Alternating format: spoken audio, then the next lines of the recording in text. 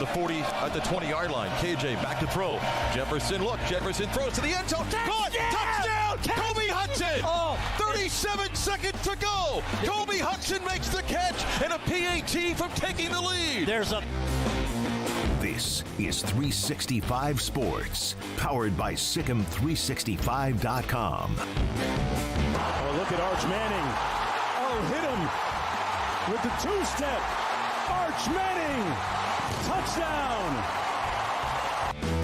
365 Sports is presented by IdealMRI.com. High-quality MRIs for $497 or less. IdealMRI.com. Your health is important, so is your budget.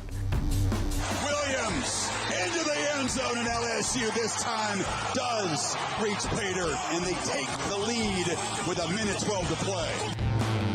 365 Sports is also brought to you by Texas Farm Bureau Insurance, protecting Texans since 1952. Punt is off. Muse. Chance for near the Big 12 logo. 25. Oh, nice sidestep. Still up. Muse. Sudden.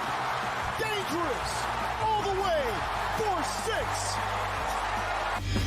365 Sports is turbocharged by Unite Private Networks. Find out more at uniteprivatenetworks.com. Evan Pryor breaking a big run inside the 30. There goes Pryor to the end zone.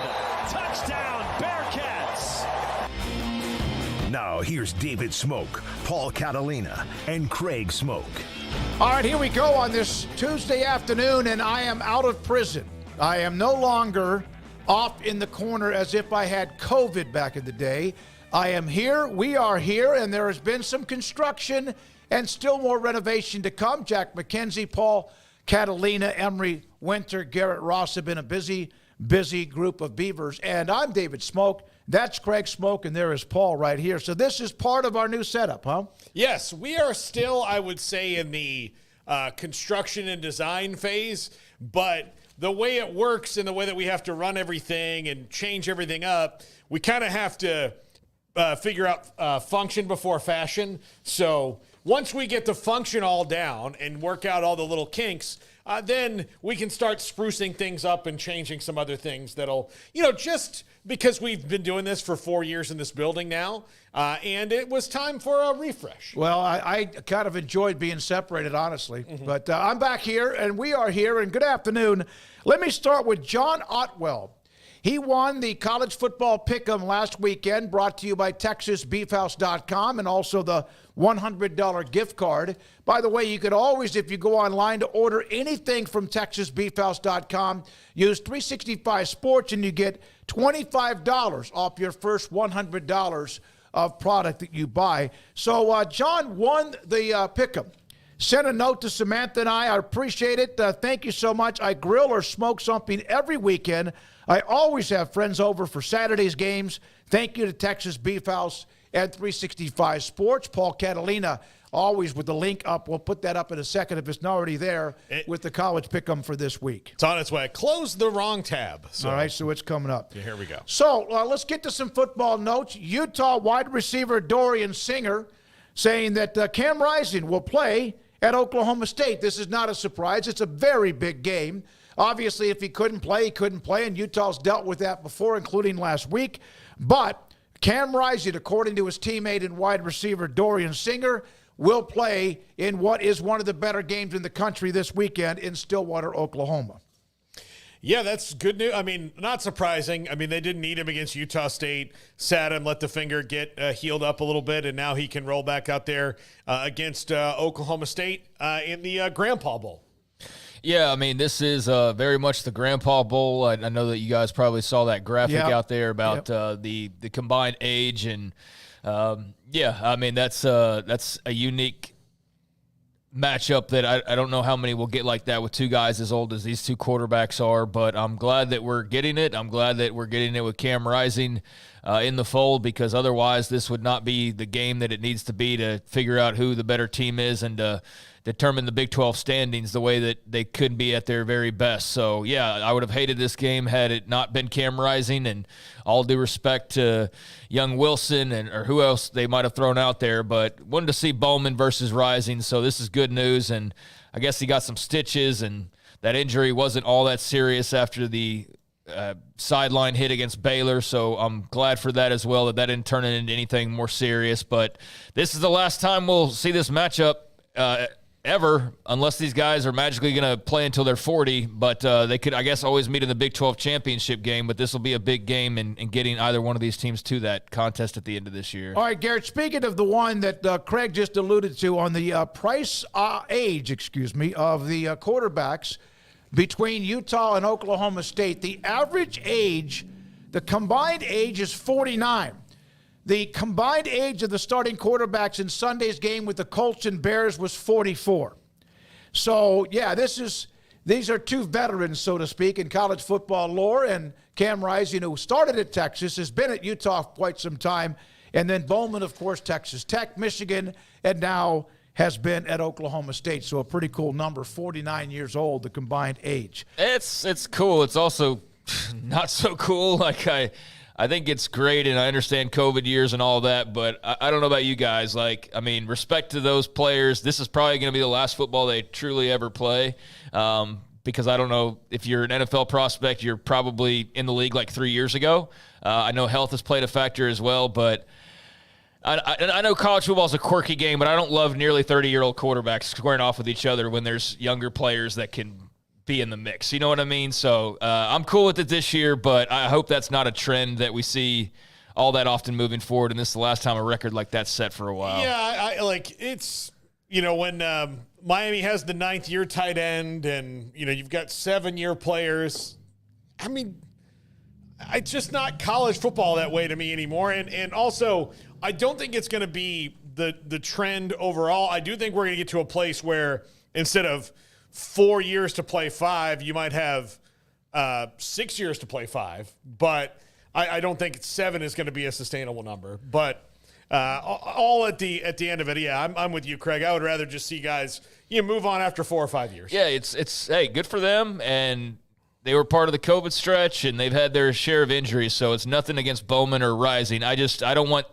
I'm not going to be a fan of college football if this is a regular occurrence, if that makes sense, which is going to be hard for it to be because we'd need like another wave of COVID, but or something along those lines. But yeah, this is a unique matchup in that way, and hopefully, the oldest that we get for a while. So there we are with that. And by the way, I can't wait for that game in Stillwater. Should be a fantastic atmosphere. Meanwhile, Kansas is trying to pick themselves off the map. Jeff Grimes, who was at BYU, obviously was at Baylor, and now he's at Kansas. A couple of different comments, Matt Tate, with this. First of all, Grimes said he met yesterday with a specific group of leaders. KU, of course, has lost a couple of games in a row. Offense has just not been getting things done. Talked about how the Illinois loss might not have been rock bottom and that they might have to get all the way to the bottom and refocus, get going in direction they need to go. He also further clarified he was referencing the outcome of UNLV as being rock bottom. The climb back starts now. To that end, several KU players saying today practice was one of their best and accountability was also both high and also done with greater extent. And it does look like Grimes will be flipping from on the field up into the box. That appears to be more likely than not. So KU trying to figure out what has happened to what was such a season, still can be, but with so many and high expectations. Yeah, by the way, I've got surprisingly good Kansas sources now on things when they tell me about, hey, he's going to move up to the box and all these other things. They wind up turning out. But I think they're going to be, if he doesn't get better, they're going to be pushed to a situation where he's just the offensive line coach or something like that and not the play caller anymore, or assistant head coach offense, but the play calling is going to go back to somebody else. So this team does not look the same as it did last year. Andy Kotelnicki, one of the best hires of the offseason for Penn State. That means you have a gap that you have to fill. Yeah, I don't think KU fans are really too interested in hearing much from Jeff Grimes. They want to see it out on the field. I feel like they've already kind of made up their minds that they're not real thrilled with what they've seen, and they're not real thrilled about that being the case the rest of this way. So KU's got to find some new ways to get some offense generated. It doesn't help that Jalen Daniels is not quite what he was when we saw him at his peak a couple of years ago. It's understandable, but it's also the reality that you went into this season, and part of the reason, at least I thought that KU should be positioned towards the top of the rankings was based on two major factors, and that was their weak schedule, which is still mostly in front of them, but also their status at quarterback and whether or not Jalen Daniels would be fully healthy or not, and he's still working his way back, but also the change at OC. You're seeing that rear its head as well. We've talked about that quite a bit. So, yeah, it's an adjustment period, and we'll see if Grimes can get it on track, and if not, then I wouldn't be surprised if, like Paul said, we hear something about, Leipold's calling plays or having more of a fingerprint on the offense. But, yeah, it's a very rocky start for Jeff Grimes in Lawrence, Kansas. Jalen Daniels is completing just 55% of his passes. He has 6 interceptions and 3 touchdowns. He's also been sacked 3 times. That's not really a lot when you've played 3 games, and you've played a couple of pretty good teams, as we know, in both Illinois and also UNLV. They've run the ball over 200 yards a game, which you'd think they could probably even get better at that with what they have, despite Highshaw missing the game last week. But Jalen Daniels, a 3-to-6 ratio, touchdowns to interceptions, is not going to make it no matter who the offensive coordinator might be. All right, the Earl Campbell. Go ahead. Wait, we've got a guest. We do have a guest. It's Washington State head coach Jake Dickert after the huge win against the Huskies this past weekend. And thank you very much, Coach, for being a part of the show. It's great to have you on. How have you been able to kind of enjoy what you had and what you did and yet get focused and just get back to the basics of the next game? Well, that's the biggest difference, guys, that I found out about moving a rivalry game to week 3. I mean, normally you have a lot of time to celebrate that win and, kind of revel in it a little bit. And we're on a short week on a Friday night against a good San Jose team. So we practiced in pads last night already, and it snapped back to game week, and let's get moving on with it. So, what happens in big rivalry wins, you get saturated with love. And, yeah, it feels good, but if you don't handle success the right way, it can come back and bite you. Do you prefer it week 3 or do you prefer it week 12 because of what you just said? Well, there's no doubt about week 12. I mean, that was, this is one of the best rivalries in all of college football. And, to put it on week 3, obviously we all know the situation and circumstance, but, we're obviously a fresher football team. We got the advantage because we were a more consistent coaching staff, going into our 3rd year versus year 1 of their program. So there's obviously some natural advantages this year, but it is what it is, and we're excited about the opportunity. Coach, I follow Texas players or players from Texas pretty closely, and so I knew a little bit about John McClain, but I wasn't expecting this, and I know the whole world's kind of waking up to his ability right now. You clearly would have seen this before a lot of people, but when did you first start to notice what kind of a player he was, and just what have you thought about what you've seen from your QB through these first few weeks? Shout out to Little Elm, Texas. Yes. So, we found John in January. He was committed to an FCS program, when I first got to be the head coach, and we just loved the intangibles that he possessed. His competitive nature, the way he kind of just maximized his abilities. And we saw a future of a different style quarterback than Washington State has really seen in a long time.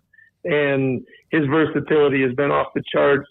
I was unwilling to go into the portal this year and promise anyone they're going to be the starting quarterback here at Washington State.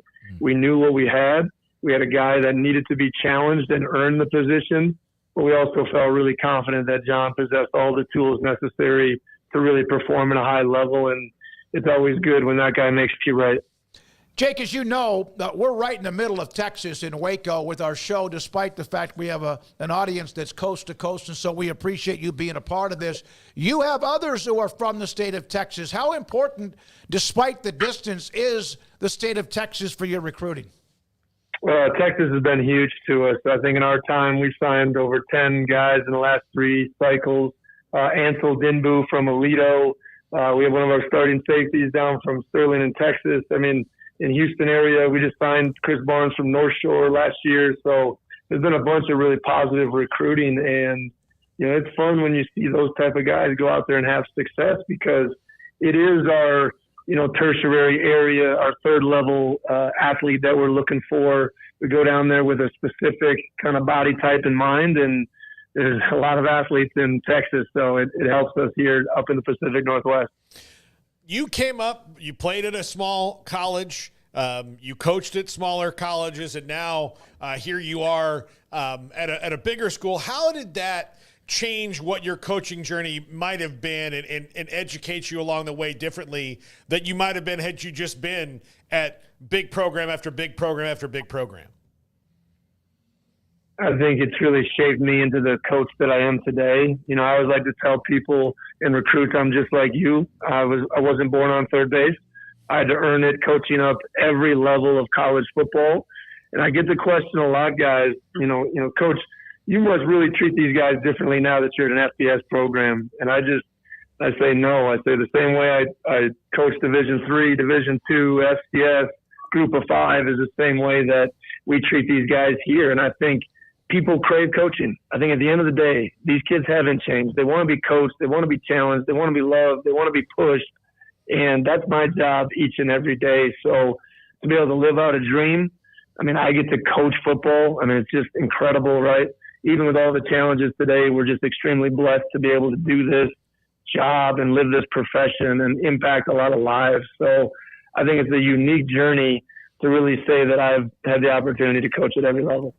So last week was quite the week, wasn't it? You guys are getting ready for a game. It's the Apple Cup. It's this huge matchup with your arch rival. And then there's also the news that broke about the Pac and the future of the conference and how much of a leading force Washington State is in this resurgence of the brand. I know you're busy with a football game, but how much does that resonate? And I know there was a lot of talk in the post game after the Apple Cup about, hey, this is a Pac-12 trophy that you guys won that, but just how did that resonate last week in the midst of getting ready for a game?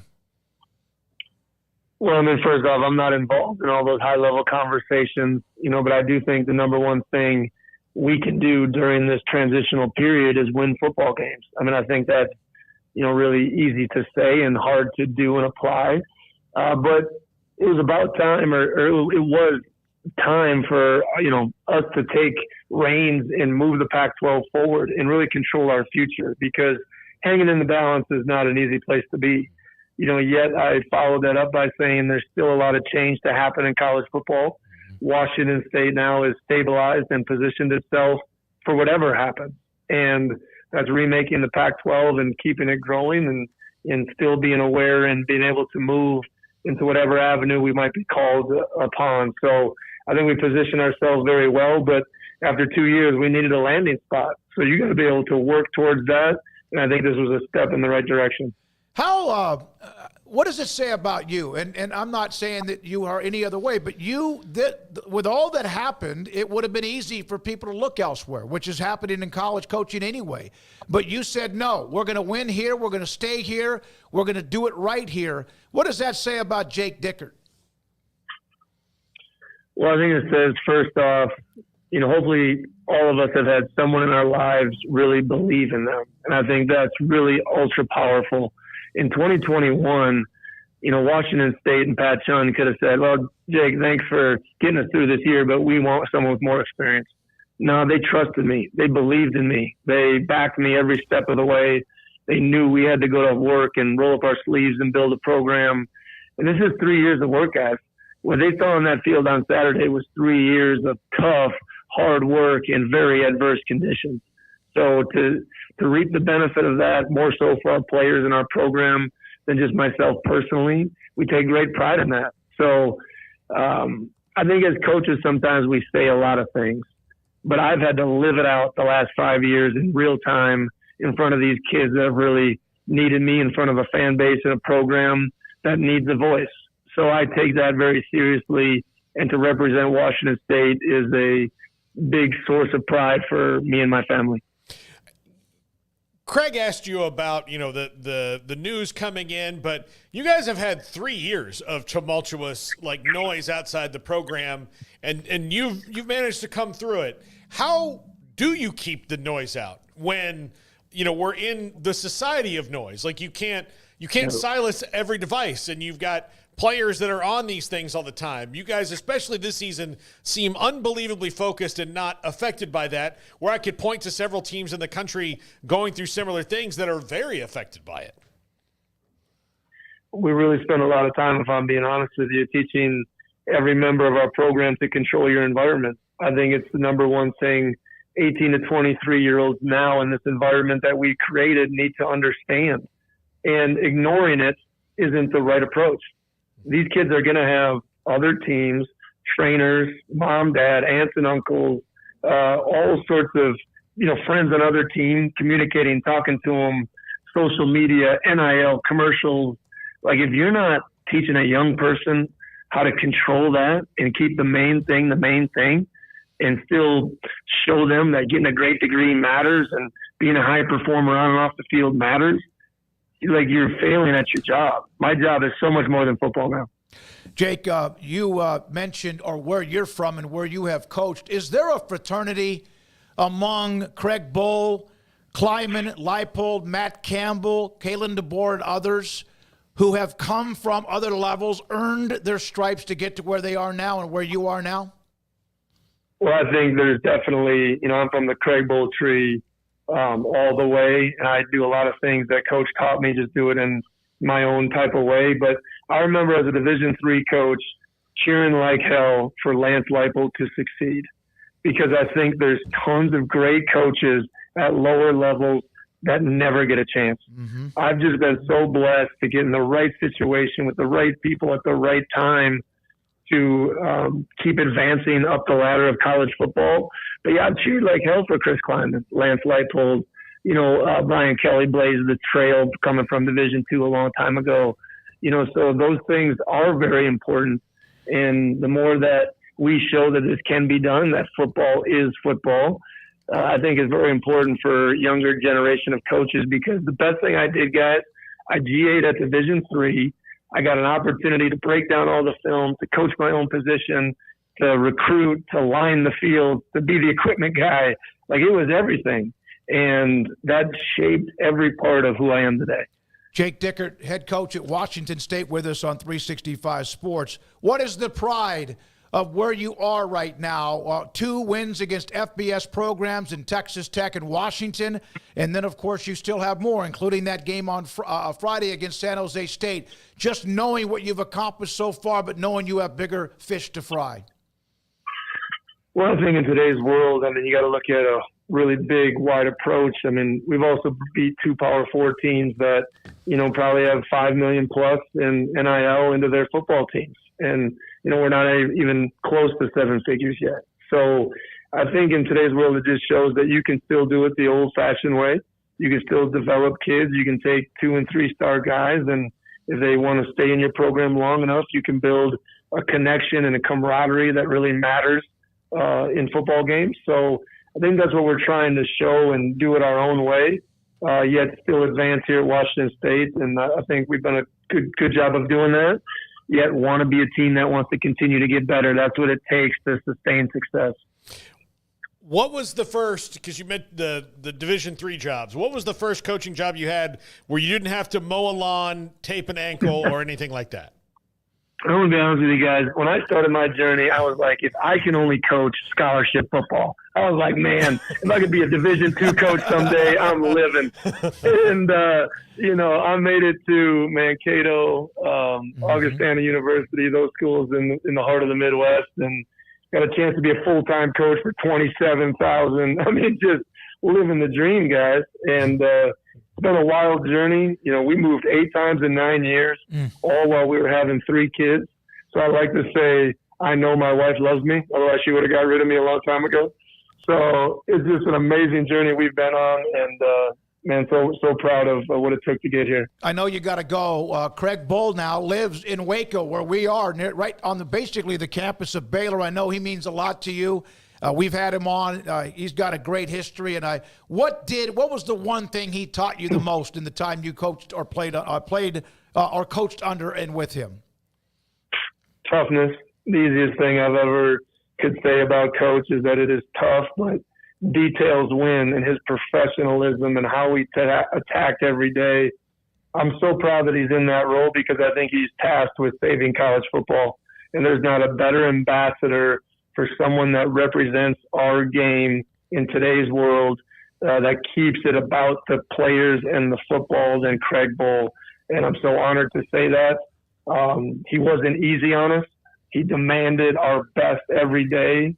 And I think I carried that with me all the time. And he always saw something in me that he felt that could really be special. And I'm so thankful for Coach Bohl and just really proud that he's kind of blazing new trails for college football. Yep, the executive director of the American Football Coaches Association. Last thing, are you going to get your voice back the rest of the year at all? As defensive head coaches, I don't know. I just don't about yelling constantly. I think that it just kind of brings that out. So, yeah, it was the post game cigar got me, guys. If I'm being honest with you, I'm still suffering a little bit. Enjoy it. Hey, Jake, thank you so much, man. We really appreciate Bill Stevens for setting this up, and we're glad we got you on. Good luck the rest of the way. Congratulations so far, and really appreciate what you mean. Oh, it was a pleasure to have a voice down in Texas, guys. Go Cougs. Jake Dickert. Jake Dickert, head coach at Washington State. Wisconsin, Stevens Point, where he played as GA. North Dakota State, that's where he was connected to Craig Bohl. Southeast Missouri State, South Dakota, Augustana in South Dakota, Minnesota State, Wyoming, Washington State. He was the defensive coordinator, linebackers coach, and now interim coach at the end of 2021, and then he's been the head coach the last, now his third year, and a huge win. What a satisfying win that had to be against the Huskies in Seattle. Man, what a great win. I was like watching Softy, our good friend Softy Mahler, and what he was saying throughout that game. That was a nightmare for Washington. Yeah. Jed Fish and company.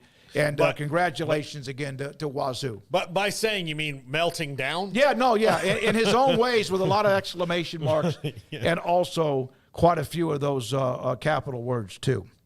All right, thank you very much to Jake Dickert. We have Matt Brown around the corner from Extra Points in about 10 minutes. Actually, he'll be ready to go next up. Okay. He's already sitting in the room. Is he really? Yeah. All right, we're going to break. Hey, let's go to one note. The Earl Campbell Tyler Rose Award went to UT's Arch Manning, who came in after Texas had jumped out to a lead with Quinn Ewers, who had that abdominal strain, and then Manning went off. And I talked to a guy that does some national podcast earlier today, and he said the thing that blew him away, he knew he could throw it, but was the 67-yard run that a lot of people even saw a glimpse of that last year when he got a chance to play at the end of the year. Yeah, I mean, Arch is a great athlete. That was evident by that run, and I think that woke a lot of people up that maybe hadn't watched much of his game or just were expecting him to be a carbon copy of his uncles or whatever the expectation might have been. They were huge, and they were all over for Arch Manning because he is unlike really many, if any, types of players we've seen in terms of star power before they ever even had their first snap. There's highly rated 5-star recruits, and then there's highly rated 5-star recruits with that type of background and family connections and just flat-out star power. I mean, you see it through social media that he was already tweeting one time on his account and getting tens of thousands of impressions, and he's just a guy who's got a whole solar system revolving around him, and you would have thought the whole college football universe was centered in that game on Saturday because everybody was seemingly watching Arch Manning, and not just watching, but completely gobsmacked by how good and how quickly he was making an impact in that game. And so, yeah, he's very deserving of that. I mean, look at the stats, but go look at the situation, go look at the execution, and he definitely has some help on some of those touchdowns, like, guys taking it the distance, but I'm not taking away from him at all. He was great, and he deserves that honor this week, and he was a guy that I think you were hoping to to see live up to that potential because it's just so hard for guys to live up to billing like that. And so for him to be able to do that, at least in this first game, was pretty cool. He was spectacular. And my goodness, UT's in really good hands no matter what with Ewers and Arch. And then, as Craig said yesterday, the next 10 years or so or more. All right, when we come back, great friend of the show and Matt Brown from Extra Points. And if you don't get his newsletters, you are missing out if you're a college football fan or someone that follows the game. This is 365 Sports. Stonewood Dental, Robinson, Texas. Dr. Steve Childress, who sent me a text last week after the interview we had with Grant Taft as they were about to celebrate 50 years of that great 1974 Baylor Southwest Conference Championship team. I appreciated that. He was around during that time. He's been around here for 50 years. He's been a dentist and a really good one for a long, long time. He has also been a dentist for our servicemen, our military personnel. He has been there even when there's like trauma. He knows what he's doing. He's even done that with me when I've had, as I've needed, to kind of rehabilitate my dental work. And he's done that from start to finish since the first time I saw him back during even the year of COVID. Several dentists inside of Stonewood Dental, the techs, the specialists, what they have, the equipment. If you want just something simple like a teeth cleaning, they can do that. If it's something more reconstructive, they do that too. Stonewood Dental, Dr. Steve Childress, and a great group of dentists and more in Robinson, Texas. It's Jeep Adventure Days at Allen Samuels in Waco. Drive off in the new 2024 Jeep Grand Cherokee Overland with $13,000 off, or the 2024 Jeep Gladiator Sport with a huge 18% off MSRP. Need more options? How about a new Jeep Compass, $9,000 off, or a stunning Wagoneer L with $8,300 dealer discount. Plus, all models come with 0% financing for 36 months. Get your adventure started today at Allen Samuels in Waco. Come by, let's be friends. Baylor Scott & White Southwest Sports Medicine and Orthopedics, the team physicians for Baylor Athletics, diagnosing and treating all sports-related injuries, including concussions. These specialists also provide orthopedic services for athletes and non-athletes alike, whether it's knee or shoulder pain, a wrist injury, orthopedic spine care, and even an arthritis and total joint clinic. Trust the doctors Baylor Athletics trust. Baylor Scott & White Southwest Sports Medicine and Orthopedics wants to get you back in the game. Let Camille Johnson Realtors guide you seamlessly through the process of buying your dream home or selling your current one. Commercial, farm and ranch, or residential, Camille Johnson Realtors can smoothly and successfully lead you through any transaction. With a team of 28 experienced agents who are excited about serving you, Camille Johnson Realtors services the entire greater Waco area. If you're in the market to buy or sell, contact Camille Johnson Realtors, 104 Midway Center in Woodway, or find them online at www.camillejohnson.com. Camille Johnson Realtors, elegant, charming, warm. Welcome home. Petty Clinic Men's Healthcare in Woodway is now proud to offer you men an exceptional weight management body sculpting product called semaglutide, also known as Ozempic or Wegovy. Semaglutide is an FDA-approved weight management medication. Once-a-week injections of this powerful medication offers an average body fat weight loss of 20% within the first year of treatment. In addition to body sculpting, semaglutide also normalizes blood sugars and has the clinical research proof of reducing blood pressure, cholesterol, stroke, and heart attack risk. If you're like most men and you have stubborn fat that will just not respond to typical diets and exercise, then help is finally here. Semaglutide, affordable, highly effective. Google search Petty Clinic Waco and reach out to the Petty Clinic team today for a free consultation with Dr. Petty to see if semaglutide is right for you. Go to pettycliniclowt.com.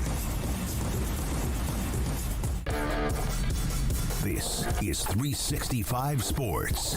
The 3 o'clock hour is sponsored by Waco Custom Marketplace. Meats, sweets, Texas treats, and a cut above the rest. 425 Lake Air Drive, Waco. Matt Brown, Extra Points with us on 365 Sports. Matt, great to see you. Fantastic to see you with Craig Smoak, Paul Catalina, and also David Smoak. I read your story about Colorado and the assistant coach and the Saudi Arabian money. You did a Freedom of Information Act and dug into all of that. What if all of that was the most interesting to you? Oh man, I feel like I have written maybe hundreds of NIL fundraising kind of stories over the last couple of years, and nothing about the Trevor Riley situation at Colorado was like anything else that I've ever done, right? Whether it's the initial pitch email coming Christmas Day, allegedly while the assistant coach was in Jordan on a different fundraising mission, whether it was the fact that he emailed ask@visitsaudi.com instead of going through a bank or a law firm or some kind of established intermediary, whether it was the pitch deck itself that was overwhelmingly centered on the Deion Sanders family tree rather than anything specific to Colorado football. There's just a lot. And I would say that based on the information that I obtained, I don't necessarily think anybody did anything illegal, but it is profoundly bizarre. And I am not surprised that Saudi Arabian interests, along with the university, declined to give $10 million to promote visiting Saudi Arabia through Instagram posts from Colorado football players. Don't think that's going to become typical. So, like, the way that it was written and the way that he said it was like, I had this Saudi money lined up. It doesn't sound like he really did have Saudi money lined up. That Colorado didn't really drop the ball is that he went through the, 1-900-SaudiDollars.com kind of thing, right? That's what the email pitch looks like. Now, I don't know who he talked to. I think he did go to Saudi Arabia. Maybe he ended up speaking to somebody at the staff there. I don't know about you gentlemen, but I sell ads. And sometimes if I'm trying to find somebody who I think would be a really good partner for Extra Points and I can't find their email address, have I sent that kind of email before? Sure. Have I sent it to a foreign investment fund of a potentially hostile foreign state? I have not.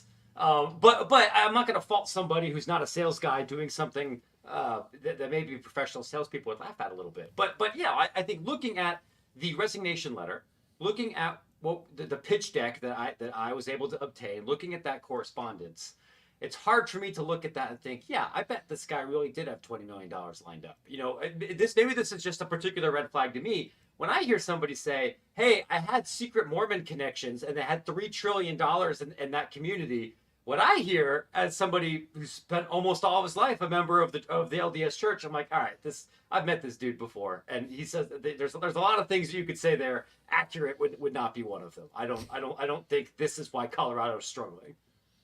Matt, what were your thoughts on the big realignment news last week? I mean, it felt like we were kind of into the season, and then all of a sudden here comes the pack with the big headlines about the rebuild, and now we're starting to see all the shuffling going on, and there will obviously be more to come, but it seems sort of out of left field, and it sounds like it came together pretty quick, but just what were your thoughts on everything you saw and heard and what we're expecting now moving forward?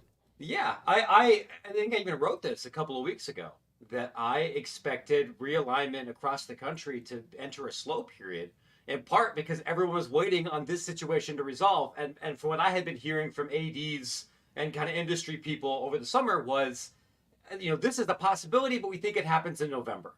We think it happens in December. And what appears to have happened here is after negotiations about extending the Mountain West football scheduling agreement for another year fell apart over money, but this entire thing did come together within 4 or 5 days. And you can do that when you already have everybody's pitch deck. God knows Boise State's applied to the Pac-12 before. Kirk Schultz doesn't have to go deep into his filing cabinet to go find all of the television money information or the academic information about Boise and San Diego State and Fresno and Colorado State. I've been trying to get into new leagues for about as long as I've been a professional sports writer. I would expect there to be other news on this front, potentially as early as the end of this week. There's a lot of I'm trying to think of the right word here. There is an interest and appetite on the Pac-12 side to figure out who's going to be in the boat as soon as they possibly can, because they think that will make their broadcast conversations much easier. I have seen Memphis and Tulane as perhaps near the top. I've seen Air Force. We've seen other schools.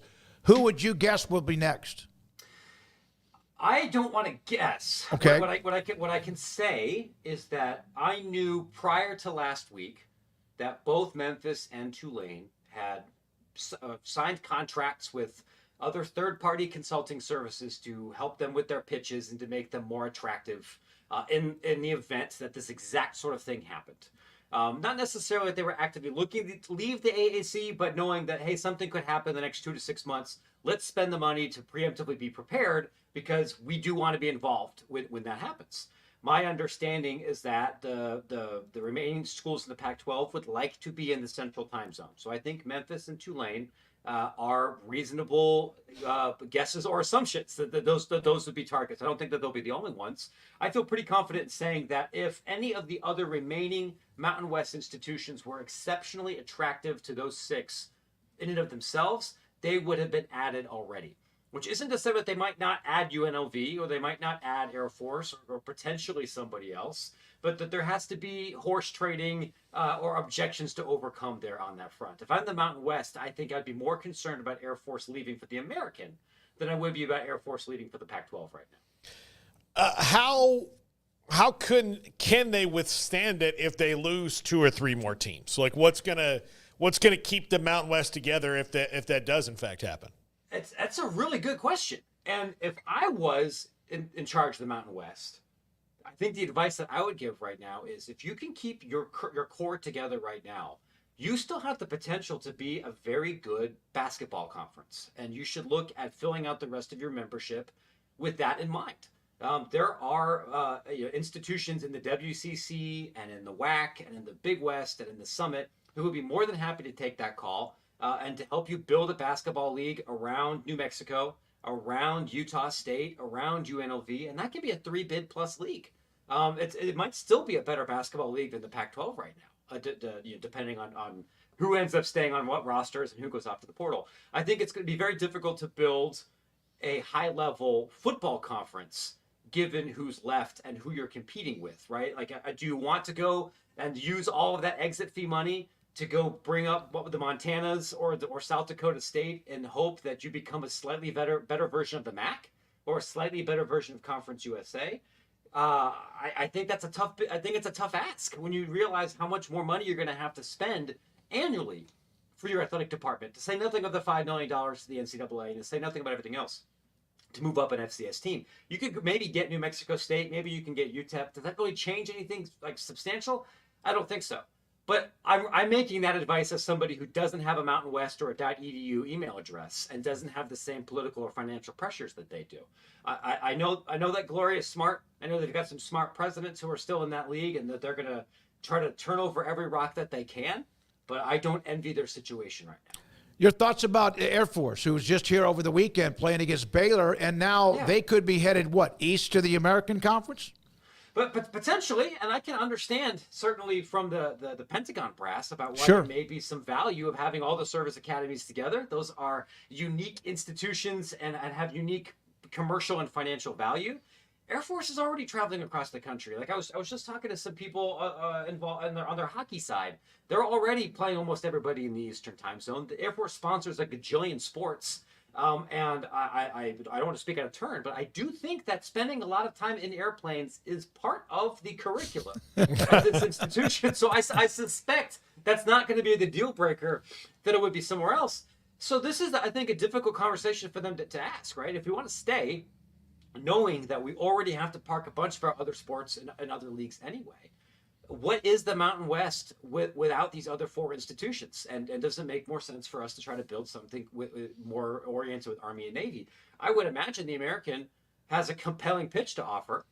What that pitch looks like if Tulane and Memphis leave, I don't know, right? Like I've got some notes. I got some some of the schools that I know the Americans kind of kicked the tires on over the last year. Where all of this ends up in 2 months after this round of musical chairs, it's hard for me to say who's the better league and who's not. Matt, you had a comment I guess it was actually a couple of weeks ago that stood out to me about the Big 12 because there were rumors flying again, and you said, as a reporter, I deeply appreciate the Big 12's commitment to providing content, to throwing out ideas to get people talking about the Big 12. I mean that unironically, but not every leaked big swing turns into stuff. That's okay. Just be careful, news consumers out there. This was, I guess, post-UConn rumors getting back out there, and they were connected to, they've been connected to everybody, kind of to what you're saying, and some of it's legit and some of it's not. And when it came to Wazzu and Oregon State, it was pretty clear the Big 12 just ultimately didn't have interest there. Have you just heard heard anything in general about the Big 12 that's not kind of what you're referring to and that has any meat on the bone, or is it all kind of just mostly talk in terms of what you've heard, I guess, here recently? Yeah, and I want to maybe explain that tweet a little bit, because I don't think it's just all talk necessarily. One of the dirty little secrets about running a conference is that you often have conversations about potential schools all of the time. And those conversations might be with attorneys, they might be with consulting agencies, they might be with parties, that are removed from university presidents, but you're talking on a not irregular basis. And every time someone goes to NACDA, anytime someone goes to the NCAA convention or something somewhere, some president or some AD is going to take somebody aside in the hallway, and they might have an informal conversation. And most of those never become content. I don't find out about many of them, or if I do, it's a year and a half later, and then it's less news, or it never turns into anything.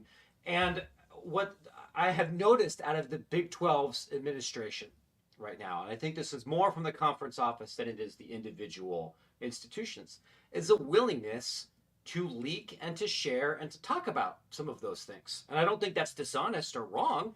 And I legitimately, for somebody like me, great. I want to hear all your ideas. I want to hear the dumb ideas. I want to hear the ideas that are in the early stages. I want to hear the stuff before you send out the press release, because you never know exactly what's going to stick. I think the initiative about wanting to be a bigger deal in Mexico is a great example of that. It is an interesting idea. It's one that makes a lot of sense, and one you've written about a couple of other ways. And I know that when the Big 12 was first talking about that, they got ahead of their skis a little about money, and about realizing what it would take to buy out some of those conference home games, and what the insurance is going to cost, and getting passports for everybody. When you get in the weeds, you realize, okay, maybe we bit off a little bit more than we can chew. That's okay. That's how a lot of our businesses run too. We just don't typically send out press releases or call up Ross Dellinger when we're in the beginning of that thought process. Right. So, I mean, I would say, I think it's reasonable to assume that the Big 12 Conference Office is considering almost anything at any time, whether that's sponsorship deals, whether that's licensing deals, whether that's membership. It's not a secret that Yormark would love, love, love to be in New York, even if maybe here in Central Texas, we don't care about that all that much. What the schools want, different thing. So I'm not saying that the consumer should scream fake news anytime they hear anything about the Big 12 maybe doing something. It's all been legitimate as far as I'm aware. You just recognize that means a little bit different than if Greg Sankey says something like that, because he's not as willing to be as open in those kind of conversations. It's a different approach. Well, and he doesn't have to go find every itch to scratch, right? Or every dollar to grab, right? No, that's absolutely. I think you would want to have conference leadership that's willing to throw a bunch of stuff at the wall if you're not the Big Ten or the SEC. If you're trying to reclaim some different revenue channels or some different relevance or a different story. And I think it's going to be especially important this season, and I don't mean this disrespectfully, but I imagine the narrative around this conference could change in a couple weeks if there's not two teams that clearly separate themselves as potential playoff candidates right now. We've had a couple of weeks into the season. Utah looks good, has some flaws. Kansas State looks good, has some flaws.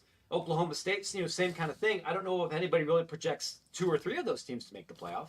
And if it's late October and we've got every mock selection as it's just Big Ten, just SEC, and one Big 12 team, would I be surprised if maybe that's when some more unique ideas start floating out of the conference office to get people talking about something different and not about West Virginia being 5-7? Sure. And you and I, we can wink and nod at that kind of thing, but that's the job of serving your constituents. And the job of that office is to get people talking about the Big 12, and shoot, we're doing it again right now. It's working. We've talked about basically everything, Matt, but what's been played on the field with wins, although Washington State, we just had Jake Dickert on. What a great win for them. But what is either a win or a performance or a loss or what, anything in particular jump off the page after 3 weeks of the season to you? I mean, the biggest thing is probably how terrible Florida State looks, but I feel like maybe that storyline's been kind of beaten into the ground already. One that maybe isn't as huge of a story, but I've noticed is I think Nebraska looks pretty good. And kind of the funny thing about Nebraska these past couple of years is even though their win-loss record has been not anywhere close to what anybody who's alive in the 90s would expect out of Nebraska, they weren't bad.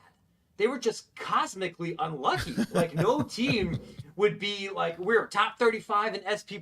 We were efficient. We should have been an 8-5 team, and we managed to shoot ourselves in the foot in every fourth quarter and lose in hilarious ways. And you just have to imagine eventually there has to be some kind of regression.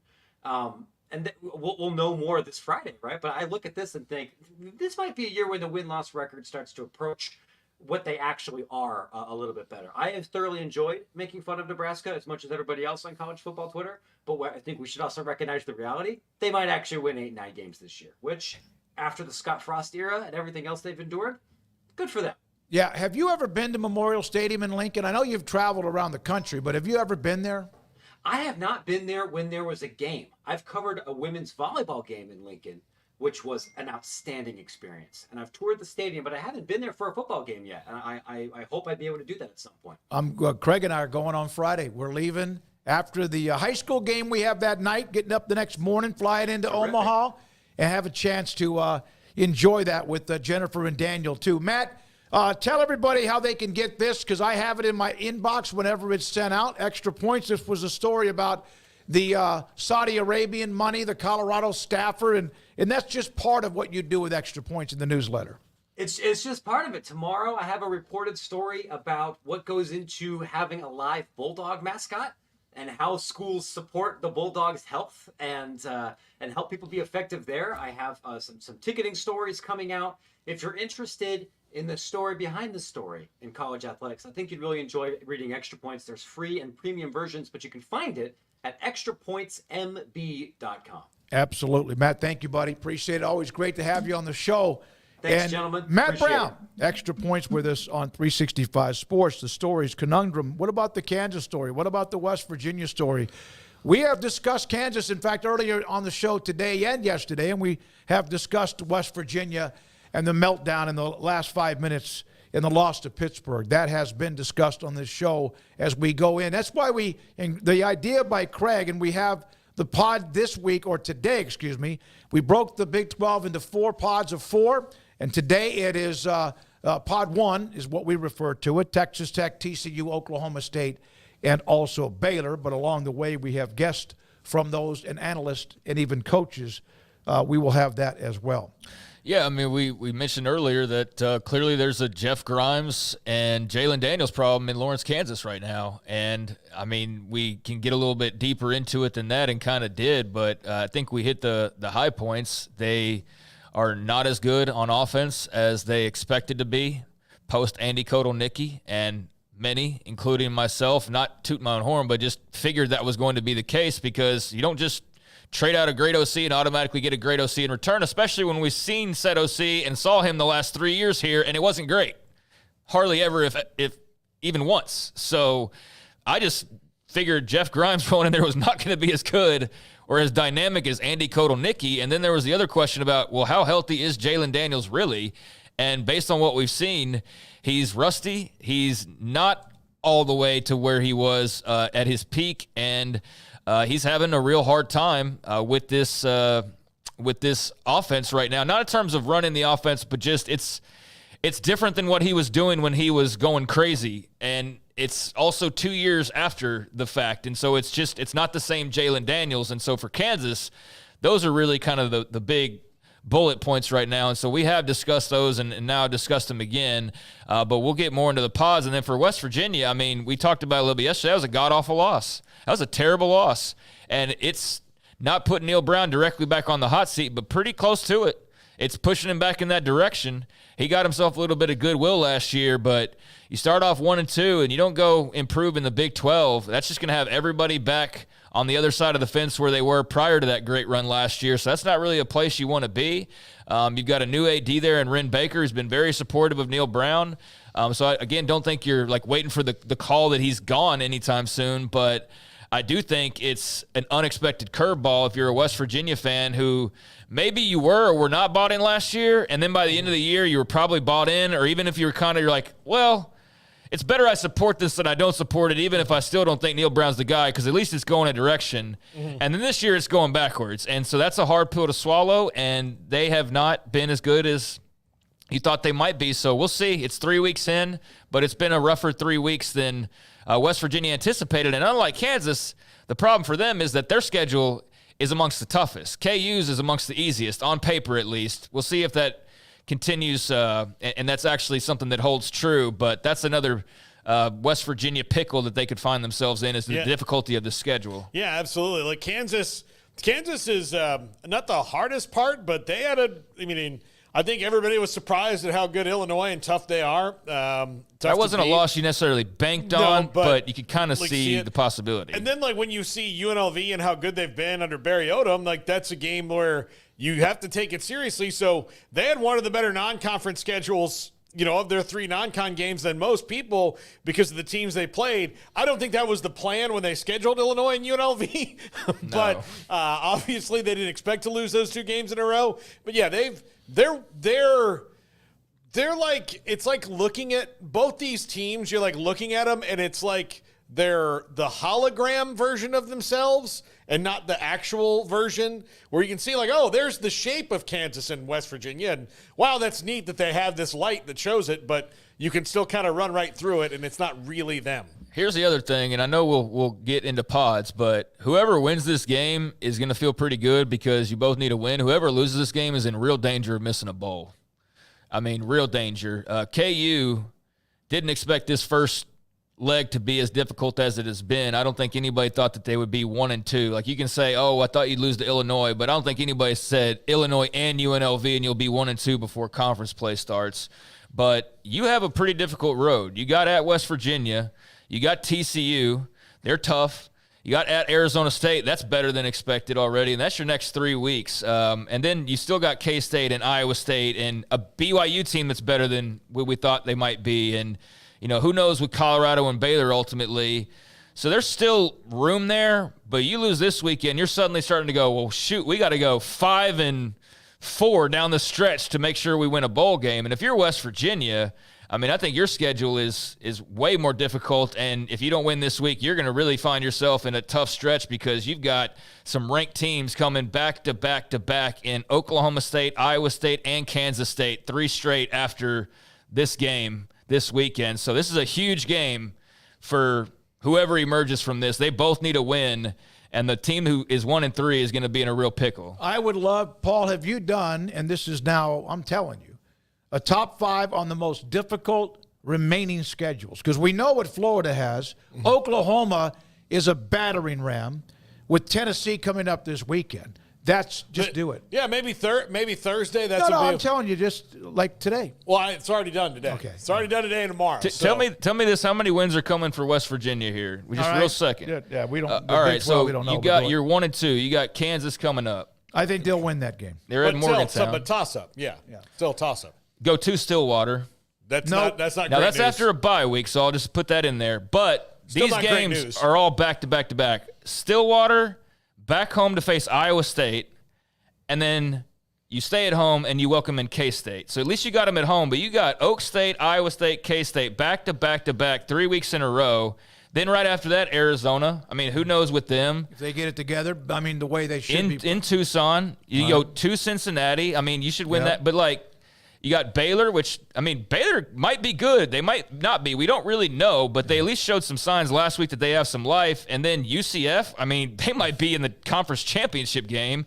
And Texas Tech, that's going to be a tough out. And that's in Lubbock. Finished well. Yeah, and it's in Lubbock. So, like, if you're Neil Brown, it's a big game this weekend because you're already kind of behind it, and you can't really afford to start 1-3 with the entire schedule in front of you remaining. So, yeah, this is a very important game for both sides to just get a little bit of good morale going down this stretch. All right, good stuff, Craig. Thank you very much. A couple other notes from college football. We'll come back in the top of the 4 o'clock hour with a few more notes in college football. Mack Rhoades, Baylor's director of athletics. We had to send him directions on how to get back to the studio. It's been a while. He'll be with us in the 4 o'clock hour. We'll have Off the Radar. We'll also look at, as I mentioned, the Pod 1, which is Oklahoma State, Texas Tech, TCU, Baylor, and John McClain, Hall of Fame columnist, and Paul's Top 5. All of that. So much to get to on the show today. And here's one of the things that we appreciate. If you haven't subscribed to us, we would appreciate you doing that. If you have, pass the word around. If you haven't hit the like button today, please do. I always see the numbers of how many hundreds of people might be in the chat room, but there's 64 likes. And that, I know I need to refresh my page a little bit. But we appreciate you, and thank you for what you do by joining us when you do every day. This is 365 Sports. The Baylor alumni fan engagement. Doug Furch and Paul Thorpe do a lot of that work. And what that is, for example, Baylor is playing this weekend in Colorado.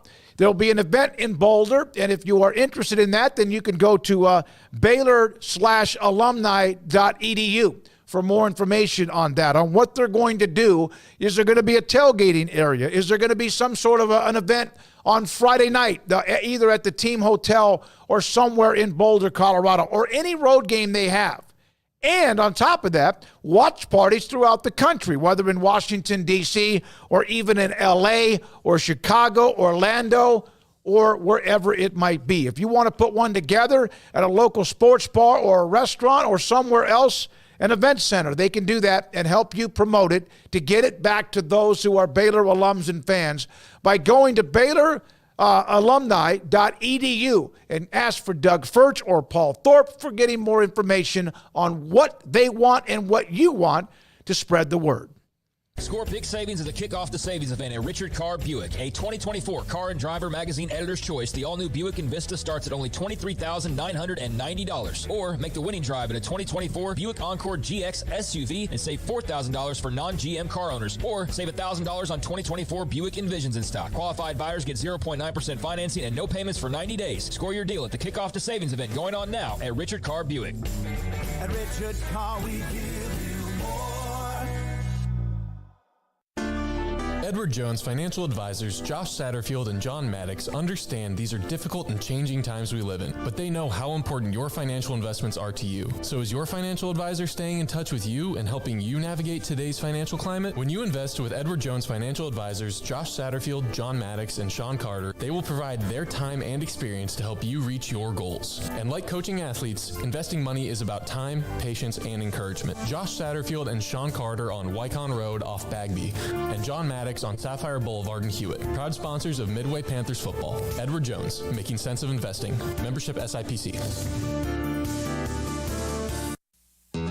El Conquistador Restaurants are a very proud sponsor of the Midway Panthers, have been owned and operated by the Gonzalez family since 1969. El Conquistador is recognized annually as a local favorite with their fast and friendly service. Dine in or order takeout and enjoy your favorite Tex-Mex items as well as several traditional menu items. Catering is also available with 3 locations to serve you: Waco, Belmead, and Hillsboro. The Gonzalez family thanks you in Waco and the surrounding area for your continued support of 55 years in business. Go Panthers!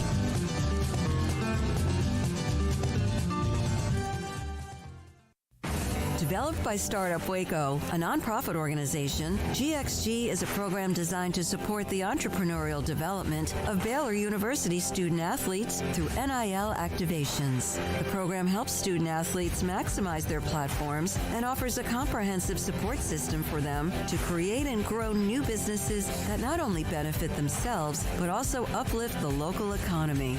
Fans who wish to support student athletes can donate to GXG via the GXG NIL Fund, BaylorBears.com/GXG. Contributions to support NIL activations through GXG can be made at BaylorBears.com/GXG. For more information, follow at GXG_GreenXGold on social media and visit the official website www.gxg.startupwaco.com. GXG, empowering student athlete entrepreneurship and uplifting the local economy through NIL activations. Parenting is full of surprises. You never know what to expect. So after our son was born, I called my Texas Farm Bureau insurance agent to set up a life insurance policy in case something happened to me. Sawyer is now 2. And we'll soon have a sister. There's no one else I would trust with protecting my family. Stop by and see our agents at one of our 3 McLennan County locations. Coverage and discounts are subject to qualifications and policy terms and may vary by situation. This is 3 365 Sports, powered by Sikkim365.com. This segment is brought to you by Michelob Ultra. It's only worth it if you enjoy it. Containing only 95 calories and 2.6 carbs. Mack Rhoades around the corner will join us in studio. I'm David Smoak. This is 365 Sports, and we have the full mother load today. Paul Catalina and Craig Smoak to my left and right, and also Emery Winter, Garrett Ross, Jack McKenzie here with us as well. The Maxwell Award and also the Davey O'Brien Awards announcing their players of the week, and Alabama quarterback Jalen Milroe, who had kind of a dual threat game against Wisconsin, and Luke Fickell and the Badgers are trying to figure out what they do moving forward without their starting quarterback. And they were blitzkrieged by the Crimson Tide. So far, DeBoer, his teams look good. Thought that they've looked pretty good. And, of course, more tests. They have Georgia in a couple of weeks, too. Wisconsin was a team I thought would be a bit farther along than they are at this point with Luke Fickell. They're kind of an afterthought, honestly. Probably not up north, but here they are. And I just thought that they'd be more in the mix than they are.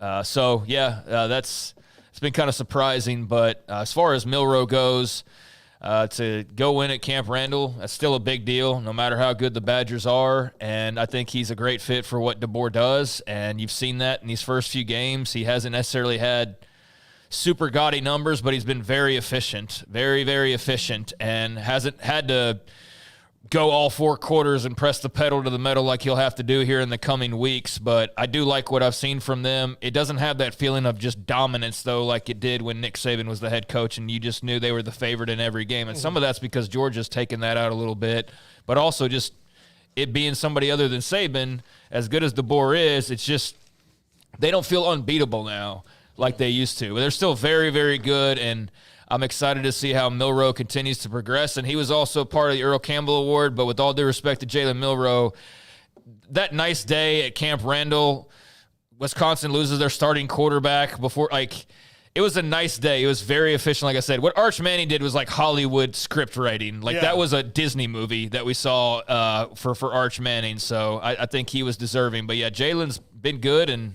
excited to see what he continues to do.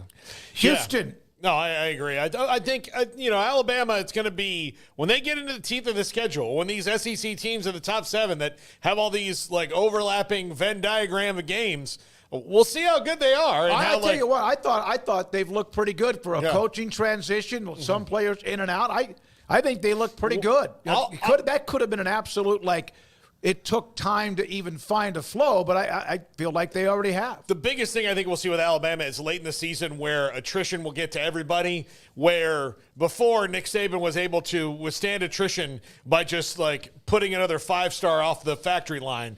That's not necessarily the case right now in Alabama. Not that it won't get back there, but their depth was hurt by the transfer portal for the first time ever. So they'll see how the other half lives late in the season when they have some key injuries and somebody who's not ready to play steps up, as opposed to a guy who's just there because he's waiting his chance to go to the NFL. TDECU Stadium, University of Houston, has been renamed because a renaming of a merger name, and it's now Space City Financial Stadium. That seems to be a hell of a lot easier for me to read, and I would think that's a lot easier for people to know what that means, because it got to the point with the Alphabet Stadium name, but now Space City Financial Stadium. I think that UCF might have a lawsuit here. No, they're the Space Coast. I know, but they may want to go, wait a minute here. But both Houston and also you look at Florida on the East Coast, those are the rocket ship capitals of the United States. We couldn't have done any of the NASA missions without either city. Mm-hmm. So, they can just agree to, when they do play each other, Houston and UCF, when those games come around, the winner gets the astronaut trophy and gets to hold it until the next time they play. Yeah, I think it's way easier than saying TDECU. That just was kind of It's a lot of letters. Yeah, it's just clunky. So that was always kind of difficult to rattle off.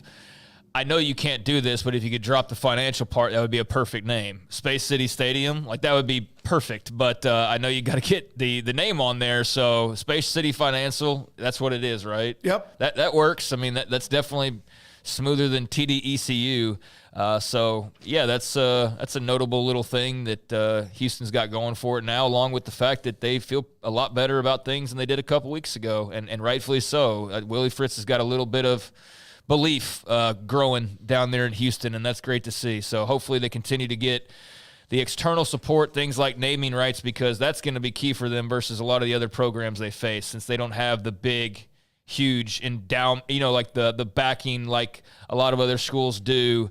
I think it's imperative they create money somewhere, and so naming rights just makes a lot of sense. So you didn't think that $20+ million revenue sharing that college football programs or university athletic programs were going to pass along to the players and student athletes was going to just be because they were going to lose $22 million a year, even with the money getting larger with the college football playoff expansion.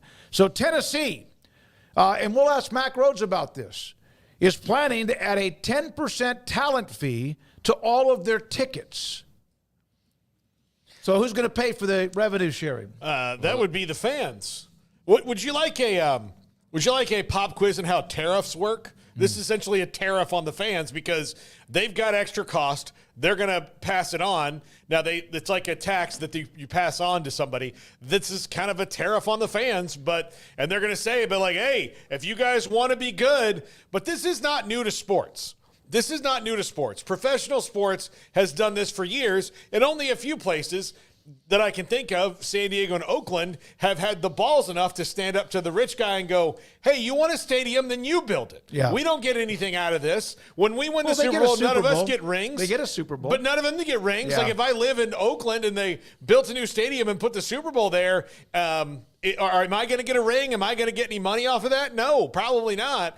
And so this is just, a big brand, Tennessee, passing on cost to the consumer. And on the other hand, if you don't do that, then what's the alternative? Oh, they take the team and they leave, and they go to Las Vegas or they go to Los Angeles. So, yeah, you're damned if you do, damned if you don't. You're either spending money or your team leaves, which is pretty screwed up. But, I mean, I get it from Tennessee's perspective. They weren't going to not try to find more ways to make money and dip into their own pockets. I mean, they got to pay their quarterback $7 million or whatever it is after all. So they've got to keep raising more and more money. And what more American way than to pass it off to the everyday man and woman who are already probably stretching it in some cases. But, I mean, with that rabid fan base and the size of that fan base, I'm sure they'll be fine. But I'm not so sure how well that'll go over maybe other places where it'll be a bit more difficult to stretch a buck. But I get it. It's part of the deal. I think it sucks, though, because people are already pretty stretched out as it is. It reminds me of bills just randomly going up, during COVID. It's like, why? Nothing's changed. Oh, well, supply chain. We gotta, it's like now it's like, oh, we got to pay the players. So now you got to pay more. It's just how it works. And so Tennessee's just the first to get out in front of it, or one of the first. Well, and even Danny White, the AD there, said that estimates the new roster caps included in the settlement, which is still not official, which would raise the number of athletic or available scholarships. The actual cost is going to be more like $30 million a year rather than $20 to $22 million a year starting during the school year of 25 and 26. Nebraska's Matt Rhule, they host Illinois on Friday, and it's almost like two teams looking in the mirror, the way they play, the way those two coaches have coached over the years. He said that this is pretty interesting. I want to kind of have a takeoff with this. So there's a Big Ten coaches group chat. And Brett Bielema is the one that kind of started this because of his connections to the American Football Coaches Association and other entities in college football. And, of course, if you don't know, Craig Bull, as we mentioned earlier, the executive director, Grant Taft was, Todd Berry. It's like a mile and a half from where we are. So of the Big Ten coaches, Mitch Sherman then went on to say, of the Big Ten coaches, who's the coach who responds to every text? Who's the one that just sends memes? Who's the one who, if you were to have a group chat, have fun with this now. Somebody said to that, the one who would respond every time would be PJ Fleck. Oh, because yeah. he's on adrenaline rush 124 hours a day. Yeah. No. He absolutely. Yeah, I think that I was I was going to say the one who would never respond to it would be Kirk Ferentz. And he would. No, you know why? Because he didn't know how to use his old. No, because he would, or he would be you like. You can't text on a rotary phone. Like, let's just say, I'm going to name his assistant, like his SID Kip. I'm going to name Kip as the guy who's got to deal with Kirk Ferentz. And he's going to be like, Kip, get this shit to stop buzzing. Like, that's going to be his directive. Kip, why do I keep getting these messages from Brett Bielema? All that.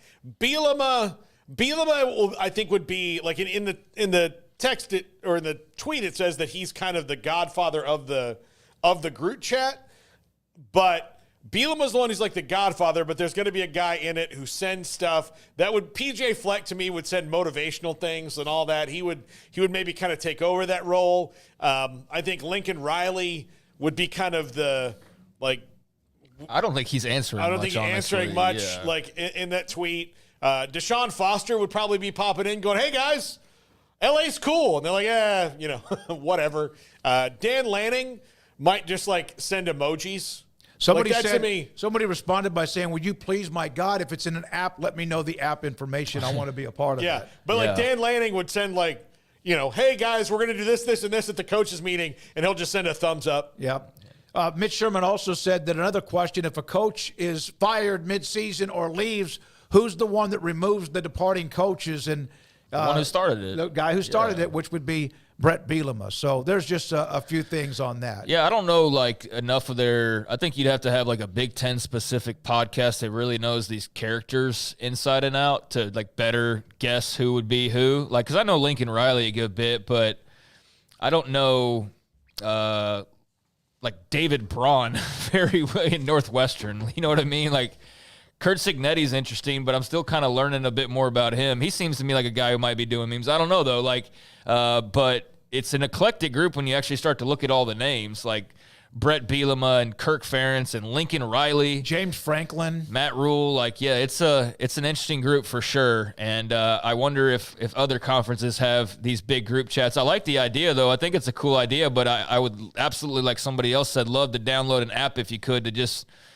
peek into the fishbowl, and especially after like a very contentious conference game, see what that's like. But yeah, that's interesting. Here's one that's just a part of the responses to Mitch Sherman. Which assistant coach has to help Ferentz unlock his phone to read the text messages from the group chat? It's Kip. It's poor Kip that works with him, and he'll just be like, Kip, and the Kip's going to come in like, what's up, coach? Yeah. And then he's going to say, I've got 25 text messages here. And he's like, oh, don't worry about it. Well, it's from the group chat. They're not talking about you, coach. I think we're underestimating him. Remember, he got in trouble for a recruiting violation, so he might be able to text better than you. I think that was in person, though. I think that was in person. Carrier pigeon. I'll tell you this, Matt Rule loves to text. He really does. Yeah. He is very much savvy when it comes to Twitter and also text messages. You know, people still do that, Craig.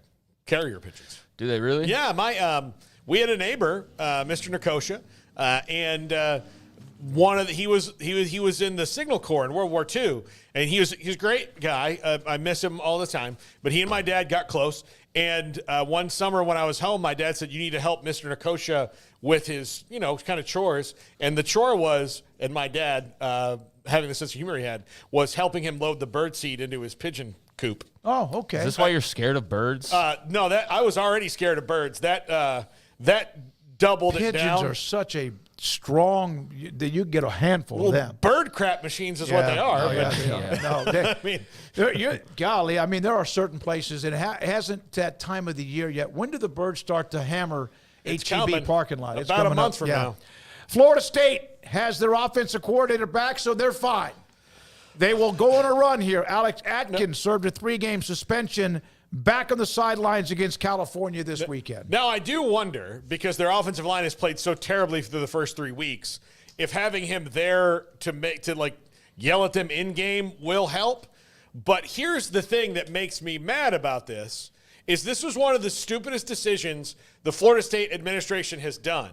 If you'll remember, he was suspended because he drove a recruit to an NIL meeting, drove him in a car.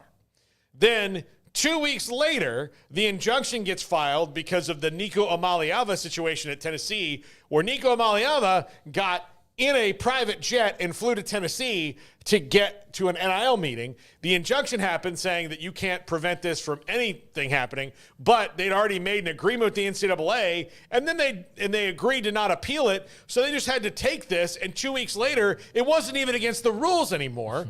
So it's the dumbest thing ever. So if this has even hurt them at all, and I don't know if it has or it hasn't, but it just goes back to a very dumb decision by the athletic department to not go, hey, let's wait and see, because he drove him in a truck over there.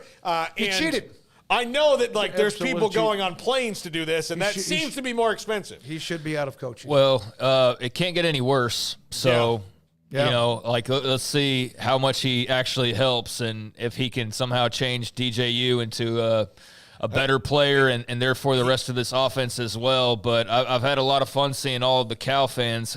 I'm sure you've seen it. The woke Campbell and all of the funny memes and stuff from the Cal side of things as they get ready for this game and get ready to the Calgorithm, as they call it. Yeah, the Calgorithm of just all the nonsense, and I mean that in a good way, going on with from Cal to FSU is something else. So, man, if they go and win that game on Saturday night, that would be crazy. But you know what? I don't think anybody's putting it past them at this point because of what FSU's done at this point. Look, I would just tell everybody, get your lumps in while you can. Oh, yeah. Because this is going to be an alumni base and a administration that is going to find ways to pump so much money into this thing that this doesn't happen again. I did think an interesting thought that, I wish I could remember where I first heard this, but there's some of the discussion during the offseason about, in the transfer portal era now, people still have this idea that you're going to be good every single year.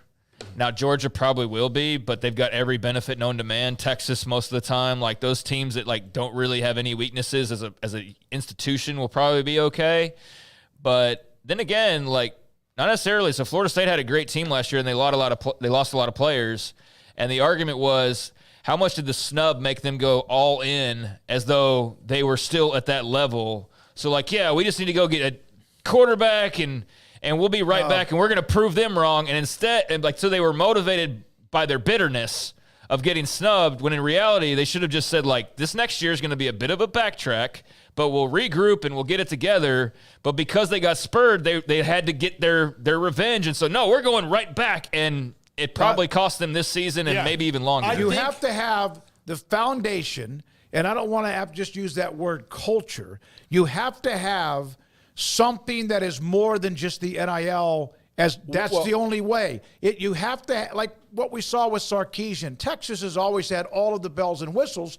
They always had a lot of the great recruiting, not every year, but it took someone to come in there and truly put it together, along with making players or holding players accountable and not being able to walk around with entitlement because they're playing at Texas. You know what? And then on top of that, NIL. So the other night I couldn't get to sleep, and I was, I couldn't go to sleep, and I decided to watch Band of Brothers, which is absolutely fantastic, and I'm going to make this work. So one of the cool things about Easy Company is that they had this group, this core group that went through training together, that came up together, that from beginning to end of their fight in the World War II, even though they lost people, over and over again when new people came in, they, folded them in, but they still had the core of the people who ran up Currahee and did all those things together and built that. What FSU has done is they've built almost completely out of the portal, and they've not done as well with high school recruiting,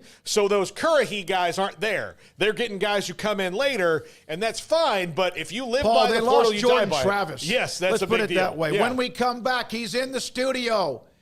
He forgot where we were. Mack Rhoades, Director of Athletics at Baylor, is next on 365 Sports. Don's Humidor and Coffee Beans in the Town West Shopping Center on, just off Valley Mills in Waco. They have a wall inside their 48-foot walk-in humidor that is filled with veteran cigar company brands. And this is one, Warfighter, out of Church, Texas. It's a speed trap, again, outside of San Antonio. A combat veteran-owned and operated company. How about the McAuliffe cigars out of Dallas, also a part of someone who served in the military. Rojas cigars out of Richardson, and Roma Craft cigars out of Austin, with a full, bold flavor of cigars. It's a wall of military brand or owned cigar companies that you can get at Don Chiminor and Coffee Beans, Joshua and Cheyenne. They run it. They also have Vita Dreams and more. It's Don Chiminor and Coffee Beans in the Town West Shopping Center between Richland Drive and Valley Mills in Waco. Do you or your kids get nervous about going to the dentist? Stonewood Dental. Dr. Steve Childress, he can help. I've spent a career taking care of patients who as children had bad experiences, and now they're adults that hate going to the dentist.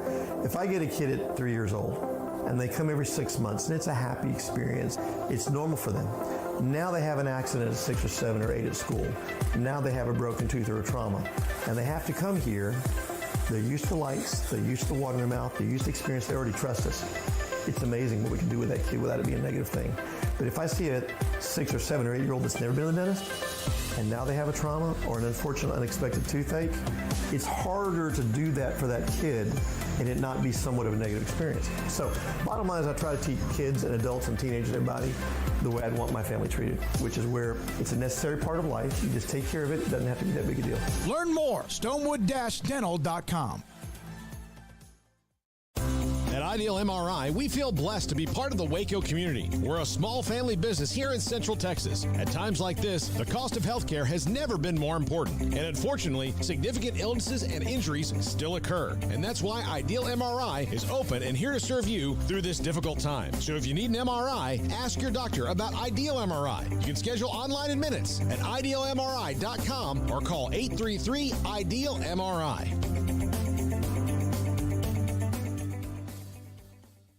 TFNB Your Bank for Life is the official local bank of Baylor Athletics. Find out why more Central Texas are making TFNB their bank for life. Sign up for our Edge checking and savings accounts to earn interest or cash back. With 5 convenient locations and an award-winning mobile app, banking has never been easier. TFNB Your Bank for Life. Member FDIC. Pioneer Steel and Pipe opened their doors in 1943, and they have never wavered with their focus on great product and customer service, relationships with a handshake, making sure you, the customer, is satisfied. Their new facility is now twice the size, allowing new inventory, higher quantities, and in a much more organized fashion. In addition to the long lengths in tubing, angles, channels, rods, and flat, Pioneer Steel and Pipe now offers several shorter, more convenient lengths of material already cut. Their 2,500 square foot showroom has over 1,000 new products in stock, new welding supplies, hardware, quickcrete, and do-it-yourself components for any project, whether you are a professional contractor or weekend warrior. The new facility is designed to make your loading experience faster and more efficient with easy drive lanes around the building and much more room to get your trailer loaded. Our location may have changed, but our values haven't, and our relationship with customers goes much farther than just business. Pioneer Steel and Pipe on Loop 340 and Highway 6 and just east of I-35 in Waco. Some say a dog is a man's best friend. But I tell you what, boys, you better think again. 'Cause there ain't nothing better than some cows, pigs, and turkeys too. I love to cover them in sauce down at Rudy's Barbecue. Bring all your friends to Rudy's for some tasty oak smoke barbecue. Next in line. This is 365 Sports, powered by Sikkim365.com. The 4 o'clock hour is sponsored by Boozer's Jewelers, the wedding ring store, specializing in custom jewelry and repair, all in-house. Now here's David Smoak, Paul Catalina, and Craig Smoak.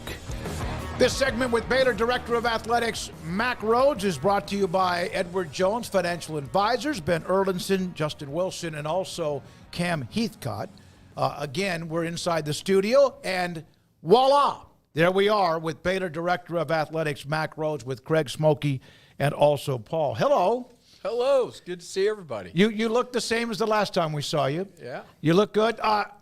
What have you learned, at least so far, knowing the really hard grunt work is coming with the College Football Playoff Committee? What actually have you seen or have you been able to understand yet about what you're about to be a part of? Yeah, so again, honored to be part of it. A we appointment and, proud to serve and particularly with the individuals. You had, the executive director, Rich Clark, on last week, and he's an unbelievable leader, great person. And as you know, he was here at the Air Force game, and so it was great to spend time with him and his wife, Amy. But, up to this point in time, we've gone through a mock selection and bracket process. And so that was, really good for the new members to go through that and actually do the exercise itself and, how you do the selections, right? And then, certainly at the end of the year, how you'll bracket everybody, fill in the brackets, et cetera. And so, that's something that they've been doing really with ADs, other ADs that are not on the selection committee. I remember doing it. I was here at Baylor, and I did it, probably pre-COVID. They do it with the media as well. And so we've been able to do that, and that was really helpful just to see how that all works in the computer. And the technology part of this is amazing, and you have every stat that you could possibly want at your fingertips. You have to do your homework. You have to show up to those meetings prepared. What does that mean? You've had to watch a lot of football games. So it's been awesome so far. So how do you balance? Obviously you've got your game on Saturdays. Are bye weeks going to be maybe even bigger for you in that you've got a couple and that you can kind of maybe put the pedal to the floor in that because you won't have a Baylor game to go to? Yeah, that will certainly help. But you're going to spend all day Sunday. You're going to spend through the evening, and then you're going to spend probably the first half of Monday, looking at as many games as you can. And we get them downloaded onto a computer, right? And so we've got a little clicker, and so we can watch it without the commercials, fast forward, play after play after play. So it's efficient, and you can probably make it through an entire game in 45 minutes. And but you're sitting there taking notes and really, watching and being a critic of the game and certainly of the play. How do you, does everybody have their own viewpoint on the most deserving or is there kind of like a format that you all sort of abide by in terms of resume and kind of how you compare teams? Is it an individual kind of look in, or does everybody kind of say like, we're looking for the 4 best, not the 4 most, because people have differences of opinion on that. So how's that sort of put out there, I suppose? Craig, probably the best way to describe it, and as you were asking the question, I was thinking about it, but I think we all come to the meeting as independent thinkers, right? And for this process to really work, people have to be comfortable speaking their mind in terms of, who they think's, really good and why they think they're really good. And so I think there's a lot of robust conversation amongst the committee members, and there truly needs to be, right? Mm-hmm. In order to really get to the best, right? And again, a reminder, we're ranking 1 through 25, not 1 through 12, but 1 through 25. And so it's a really thorough process. It's a tedious process, and there is a lot of conversation during the entire selection process. Is there anything that you thought, or is there anything you've learned? I know you've just had the one meeting, and now you're about to kick it in pretty quickly here. Is there anything about this particular committee that you did not know about that you've learned even in a short amount of time? Man, that's a really, really good question.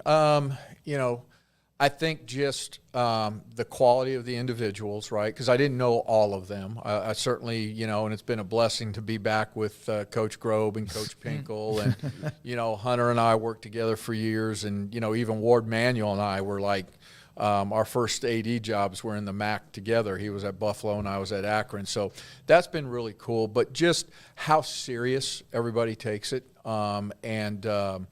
just their dedication to it, their time commitment, right, and this idea of absolutely showing up to the meeting completely prepared. And so that's been really, really good. And there's some fun to it as well, and there needs to be. So, but it's again. I keep saying it, and I know it sounds cliche-ish, but it is such an honor and a privilege to be part of it. What is the challenge for you and anybody on the committee to keep your personal agenda like in the back of your mind? Because everybody has one. I mean, you're a human being. Like, you're going to see things through different lights, and that's why you have opinions. But sometimes, you can get into something, and yet that opinion can get like to the front of the mind where it has to be to the back when you have to be as objective as possible in something like this. Yeah, I mean, you're navigating, right, with two different hats on, right? Yeah. And so I've got to be really, really careful, when we think about, my hat, as a CFP committee member, really, we have one spokesperson, and that's the chair, and absolutely great respect for that. And, the confidentiality piece of it is so extremely important.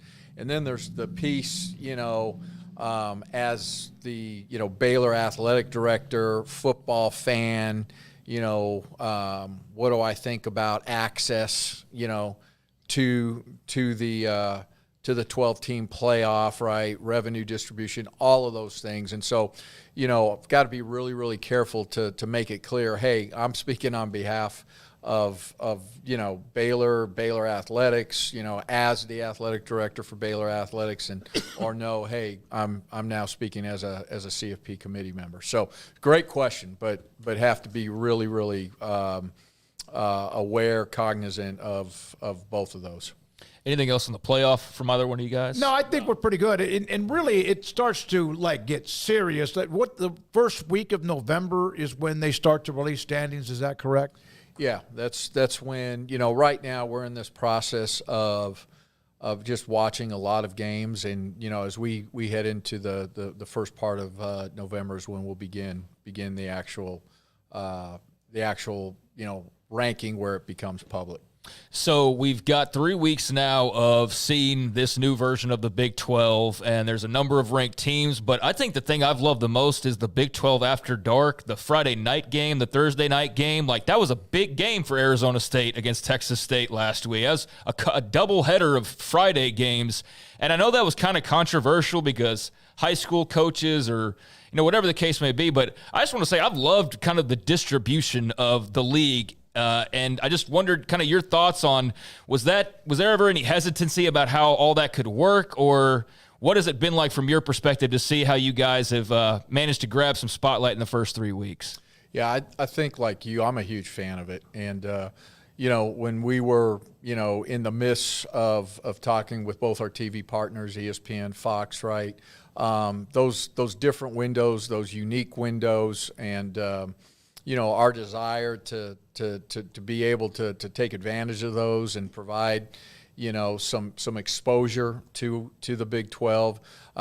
It's a great football league, right? And as you guys talked about, right, from top to bottom, there's very little separation. And so I think there's, certainly there's been some competitive games that I think as we really get into and get out of non-conference games, right, and get into league games, I think it's going to be extremely competitive. But to be able to showcase it on different days, different time slots, I think it's huge for our league. So it's been good, I think. And I'll tell you what, our coaches, normally coaches are really, process oriented, routine oriented, play a certain day, play a certain time. They've been great. Yeah, because they can get a little bit territorial about the time or how much games on Friday. It's part of the deal. Yeah, it's just part of the deal. Yeah, I mean, it used to be at an 11 a.m. kick Central Time, and no way. And now, people have embraced that, and now, as you mentioned, Craig, Friday nights, and in the state of Texas, that's a big thing. But high school coaches have been great. They understand it, and so it's been really good so far. So your football team is 2-1. Had the loss at Utah. Had some things go wrong pretty quickly that they tried to fight back from. Had the nice win. I thought the overall atmosphere Saturday was fantastic. Everything. The flyover was emotional. All of that. Dave Aranda and the team are 2-1. I don't think many people thought they would win at Utah. Maybe that team, maybe Aranda and the team did. But what are your thoughts? Is he different? Do you see a different Dave Aranda through 3 weeks knowing that this program needs to win games?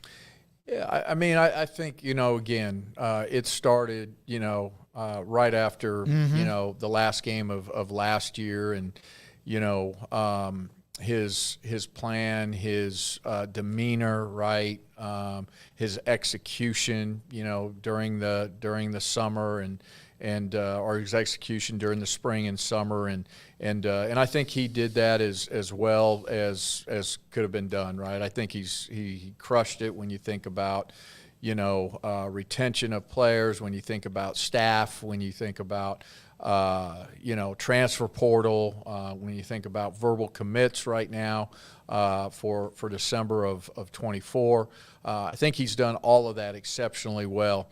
The fact that he is so deep into the football, right, it's just given him an edge. And I think I've said this before, like he's grumpy. He's got an edge, and you've seen more emotion from him. And I think all of those things are really positives.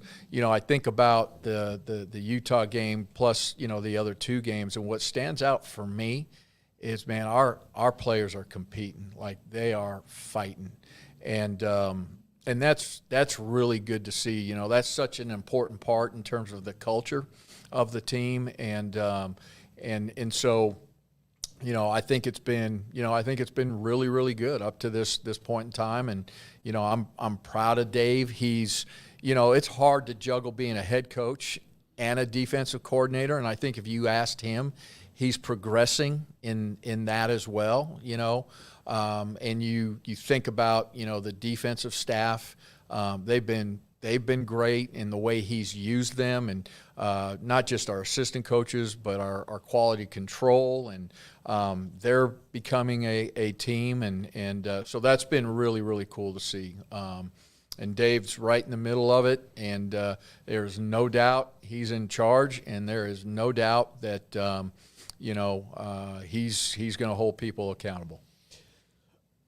Tennessee today announced that they're adding a 10% hike in the ticket fees that goes to a talent fee for players. And I'm sure a lot of fans are not going to take that well. Nobody likes a ticket hike. Is this inevitable for many schools to try to balance out, because they don't want to change? The cash flow is going to change, but this maybe helps it not change as much?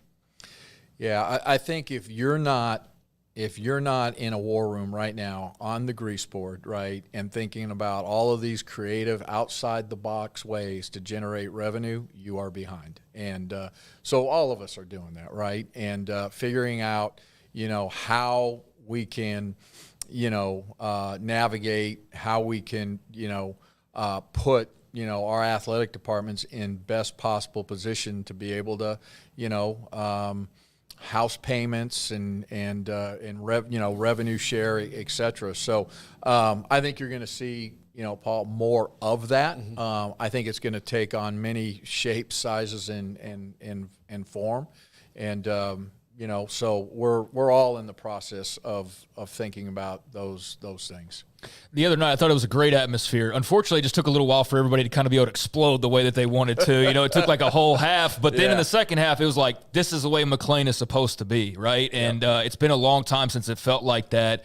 Just kind of what was the idea behind the anthracite and bringing that into the fold? And, I know it was like an unofficial blackout, let's say, for the fans, but they showed up and they were ready to go. It's been a long time since you guys had either one of those types of things. Why was the timing right in introducing kind of those elements back into the fold? I think, hats off to our fan engagement team. And again, just trying to create some excitement, and maybe, we, the entire athletic department, doing a better job of connecting with our fans. And so I thought, it was, to your point, I thought it was a great atmosphere. And, when you think about our first two home games, man, I'm really proud of our fans. They've been terrific. They've been loud. They've showed up.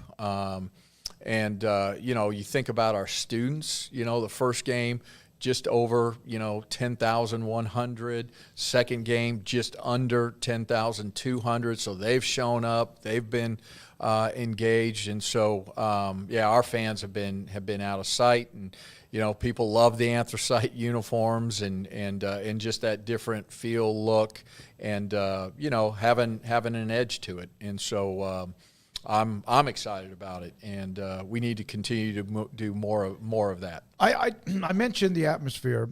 It seemed like to me that maybe what Baylor announced what that game was going to be, the blackout, whatever, representing, of course, the armed forces, military. Black Ops. Mission Black Ops. Yeah. I thought that was the first time, and I don't know how long, that the students and the fans and the athletic department all were on the same page. Did you, and how much, I know that's been a hard process to kind of get done. Yeah, I think you're right. And I think, everybody was on the same page, and, we talk about alignment. And so, and we need to do more of that. So, look, it was a great, as you guys talked about, it was a great environment, and we need to make sure that we're really diligent about continuing to create, those types of environments, right? Winning's part of that, certainly, and we need to continue to do that as well. Mack Rhoades, Director of Athletics at Baylor, with us in studio, 365 Sports. Paul? What has the life of an athletic director been like since the House settlement? And it's still up in the air. Yeah. What is the largest, scariest, worst roller coaster you could ever ride? Right. Yeah. That's what it feels like. And so it has been. Seriously, it's just been a long grind. It has been a topic of conversation for a long, long time. Right, we get clarity in bits and pieces and chunks, and so it's hard to make a lot of progress. There's way more questions than there are answers. We have coaches that what are we going to do in terms of our rosters? We've got an early signing period, or not an early signing period, excuse me, but a signing period in November. For most of our sport programs, and what does that mean in terms of scholarships and roster caps and house payments and all of that. And so it's a really turbulent time, and at times it's frustrating. We had last week, was it last week or the week before, right? The preliminary hearing, mm-hmm. and now having to go another 3 weeks and address. There were 6 items that came up, right? That Judge Wilkins challenged, and so having to go through that process, right, and trying to get this thing across the finish line. So. We've all been, certainly Baylor has been. I think we're in great shape in terms of the modeling and what it would look like if and when we get it across the finish line. And, I will tell you, I've got great belief that we're going to do it at a really high level. And in Baylor athletics, we're going to have an opportunity to continue to be nationally relevant. And so I think that's good news, and we have a president, we have a board of regents, we have a campus that appreciates and values athletics, and so I feel really, really good. I think for me, somebody that's not very patient, man, this is really, really hard, man. I want to get going. I want to get this and let's go do this. Let's go attack it. This is an opportunity. I mean, I don't look at it as a challenge. This is an opportunity that we have to go attack and be in the top 10% in this, and do it at a really high level. I want to get going. So. We had Washington State head coach Jake Dickert on. We asked him about, obviously their big win, but also the Pac-12 deciding to stay together, whatever that's going to look like. It's going to be the Pac something. And he was like, we had to do something. Like, we just couldn't stay in no man's land any longer. Clearly the Big 12's rumored in all sorts of scenarios. But what were your thoughts on seeing that news that Oregon State and Washington State are going to try to put together a new league and hope that they can get the right designation or the right combination to make it work out west? Yeah, I remember when it came across the ticker, or my phone dinged and that message came up, and my first immediate thought was, good for them. right? I love it. I love the fact that they're fighting and they're looking for a pathway, and they're at 6, and I think it'll be interesting to see how they round that out. What additional schools, their challenge will be certainly the TV piece of it. But man, good for them, and the fact that they're fighting for a pathway and fighting to stay relevant. So. Who knows what happens when we think about the future. Hasn't been a lot of conversation lately about Florida State and Clemson. And, I think it's going to take, maybe a year, maybe a little bit more for the dust to settle. And, while that's settling, we've got, all of this new collegiate model settling as well. So it is. Back to your question, Paul, sitting in my chair, it is truly a fascinating time for college athletics. It really is, and how the complexity of the problem and just all of the moving pieces, man, I love it. I think it's fascinating. It's great for us. I think I just think it's great opportunity, and it's a different way for us to be able to go and find a way to be nationally relevant. Now, when you started, it had already started to veer more into the fundraising arm. But when people used to get into athletic directing, it was, I want to be the boss of the coaches. That was essentially the job, where I'm going to, help run the athletic part of it. You get to still do that, but now you've had to take crash courses in all these other things. So you have the original job of overseeing all the coaches of all these sport programs, and then this other stuff that they keep adding to it. Yeah, it's been an interesting tenure here at Baylor because, I came in, obviously not great circumstances. Mm-hmm.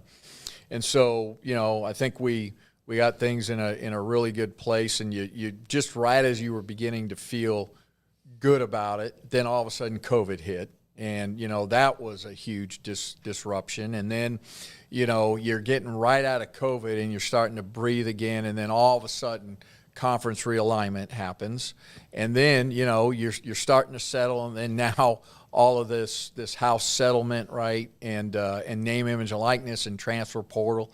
And so It has been a tenure that has never ever been boring, and the job has changed. It's changed in a lot of different ways, Paul, and I think your relationship with head coaches now has to be stronger than it ever has been, right? Because there's just a lot of hard conversations that you have to have. Thinking about the time spent on NIL.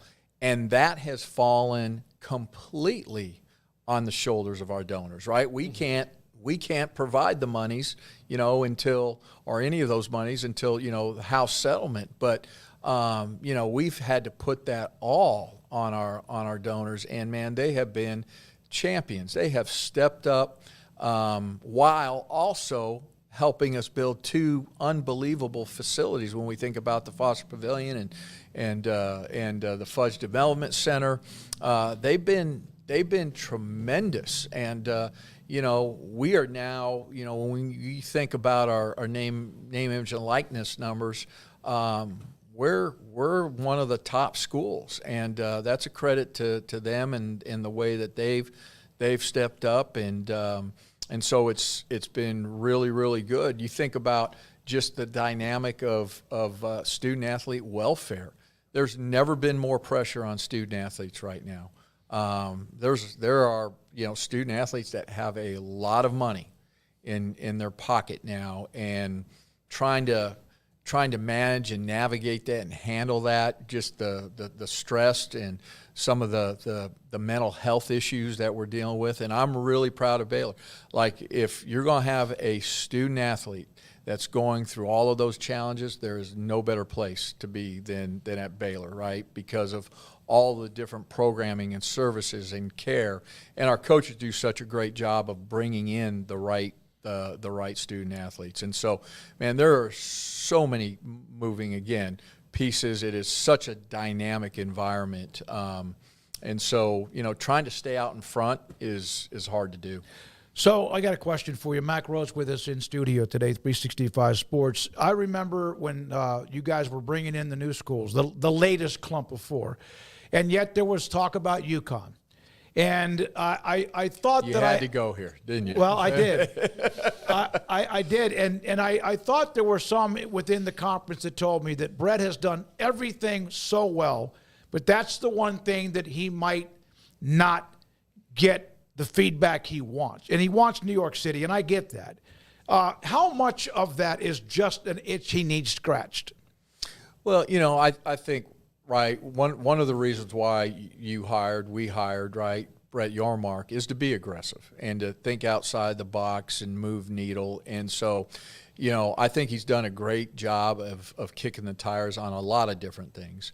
I think, when it comes down to UConn in particular, I think, we made the right decision, right decision at the right time to just put it on pause.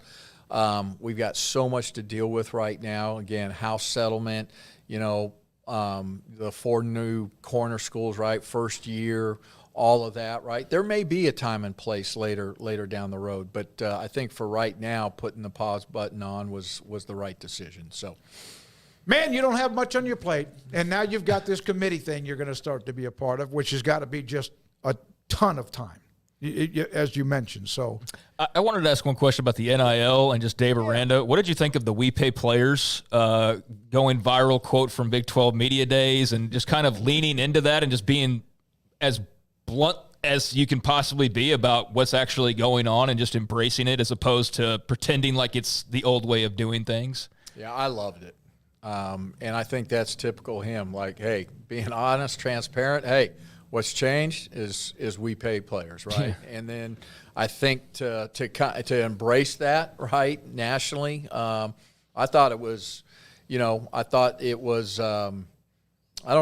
it brought some excitement. It did. To the program, and so I thought it was, there were some detractors and all that, and you always are gonna have that, but. I was completely supportive of it, and I was trying to get Brent to get me a sport coat with We Pay Players on it. I thought maybe about wearing that around, but probably a little too far. Well, I mean, the coaches had their shirts, right? Or hats. I ran into somebody from your from the why am I forgetting the department that used to have to say we don't pay players. Compliance. Thank you. Why I forget that word? I'm having a stroke or something. Compliance. I forget about them because they have to. Their job has changed probably more than anybody's. Absolutely. But I ran into one of the compliance people, and they said when they heard it, like their body went into shock because you've got all this training of no, don't say that, and then you're like, oh wait. It's fine. Nothing's going to, my day's not going to change. I don't have to, start filing paperwork. It's just, but the initial, that into their ears was, oh, dear God, what did you do? Well, I mean, just, the years and years and years of, hey, you can't do that, right? And then all of a sudden to hear that. So, yeah, absolutely a shock. And, look, we joke about it, but yeah, if we're going to compete, we're going to have to be really robust in name, image, and likeness, right? Now, how that changes, assuming the house settlement gets across the finish line and house payments remains to be seen, but we're going to have to be really aggressive in that space, right? Doesn't mean we're going to be careless. Doesn't mean we're not going to be thoughtful. Doesn't mean that we're not going to do it responsibly, right? Doesn't mean that we're gonna get rid of all of our value system, right? We can still have all of that and do this really, really well, and we will have all of it. So I don't know. I think again, certainly some moving pieces and some frustration, but I'm excited about where we're going to head. There is no standardized monitoring system yet to really measure NIL, is there? But is that something that agents and those collectives, they all talk amongst themselves on they know who's doing what and how much? Well, you think about, again, if the House settlement gets past the finish line, name, image, and likeness is supposed to be different, right? It's supposed to be now true business purpose, fair market value. And so there'll be a clearinghouse that's created that will, be the regulator of all of that. And so we're going to have to do that really, really good, really, really well, that piece of it, so that, it doesn't get, out of hand. And I don't think it's sustainable. I don't think that you can do, the 22% cap in house payments and then, have a NIL system that's, paying another additional 7 figures to players. I think there's, a handful, if that, of schools that are able to do that. And so that will be such an important piece of just the regulation of NIL moving forward. Mack, thank you.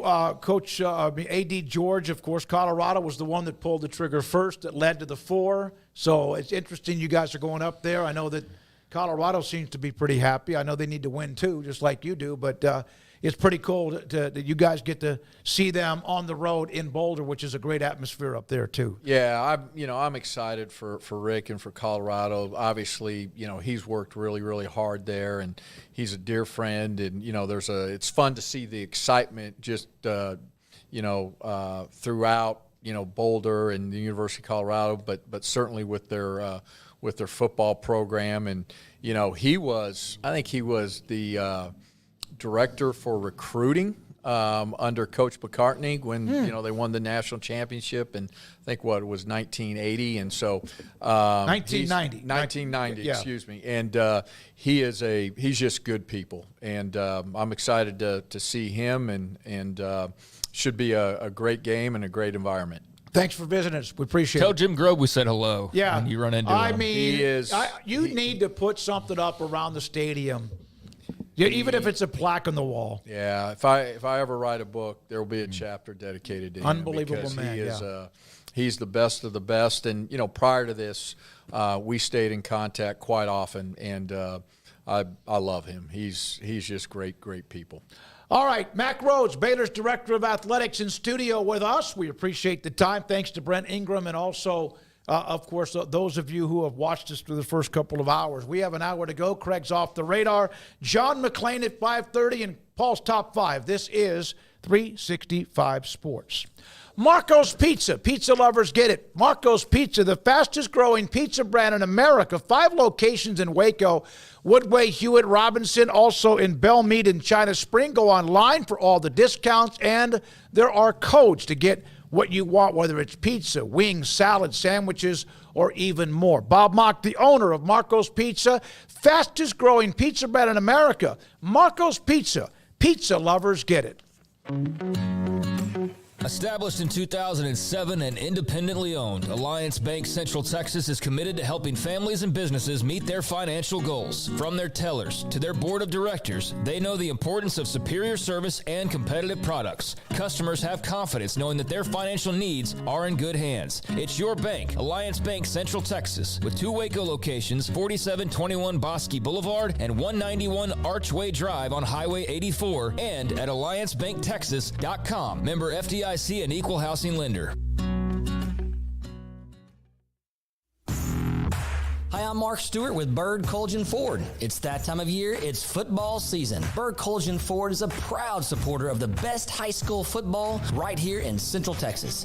BK Ford is proud to sell the #1 selling truck in Texas, the F-Series truck, 47 years in a row. Come see the largest showroom in Texas and experience better at Bird Colgan Ford.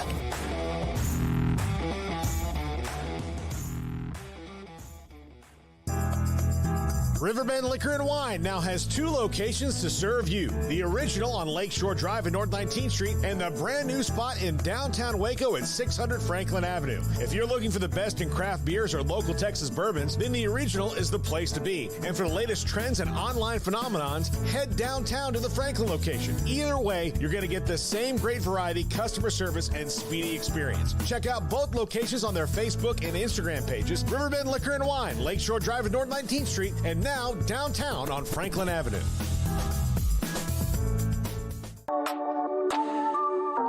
This is Craig Smoak's Off the Radar, presented by Alliance Bank. They take pride in making banking easy. AllianceBankTexas.com. Welcome into Off the Radar here on 365 Sports. Tuesdays and Thursdays at around 4:45 or a little bit later, depending on a guest, like we just had with Baylor Director of Athletics Mack Rhoades.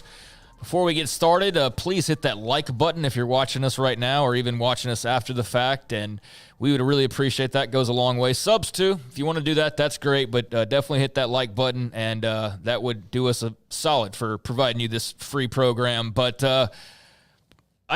I got caught up in that. Normally, I would spend some of that time like picking up some other stories just to see the latest. I have a couple of things, but I don't have like a very broad. We've got our Big 12 thing too, so yeah, we don't have. I don't have a very broad segment here. What are y'all's thoughts on what y'all just heard? Anything that stood out about what we just talked to Mack? We talked about a lot of ground there. He didn't like to have to bring up UConn because he knew that that's not a good situation with what Yormark wants, but might be something that scratches whatever revenue itch. I have a feeling they'll get there. Like, it's going to be something that eventually they get what they want, and then they say, okay, UConn can come with these teams, or we know what's happening with the ACC. I don't think you'd want to get in a television position, to me, where, you know, the networks are like, look, we have this much money for this size of a Big 12, and you're like, oh, we can only add 2 now. Mm-hmm. Crap.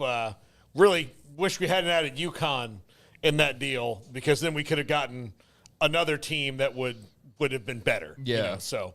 Yeah, I mean, that was interesting. You know, a lot of stuff about the House settlement. That's obviously a huge deal. But, yeah, just a lot of interesting ground covered there, and enjoyed that conversation. But certainly doesn't seem like anything's just ever over. It's always in constant flux, whatever the subject may be in college sports. So a couple things. Let's start off with some college football ratings. Actually have them on a Tuesday. It's been Thursday the last couple of times around, but just some of the top watched games this past week. The most watched game was Georgia and Kentucky, as they had 6.6 million viewers on ABC for that close-knit contest between the Wildcats and the Bulldogs out in the SEC, so 6.6 million for that one. Alabama-Wisconsin, second most watched game of the weekend. It was on Fox, 5 million viewers. LSU-South Carolina on ABC had 4.9 million.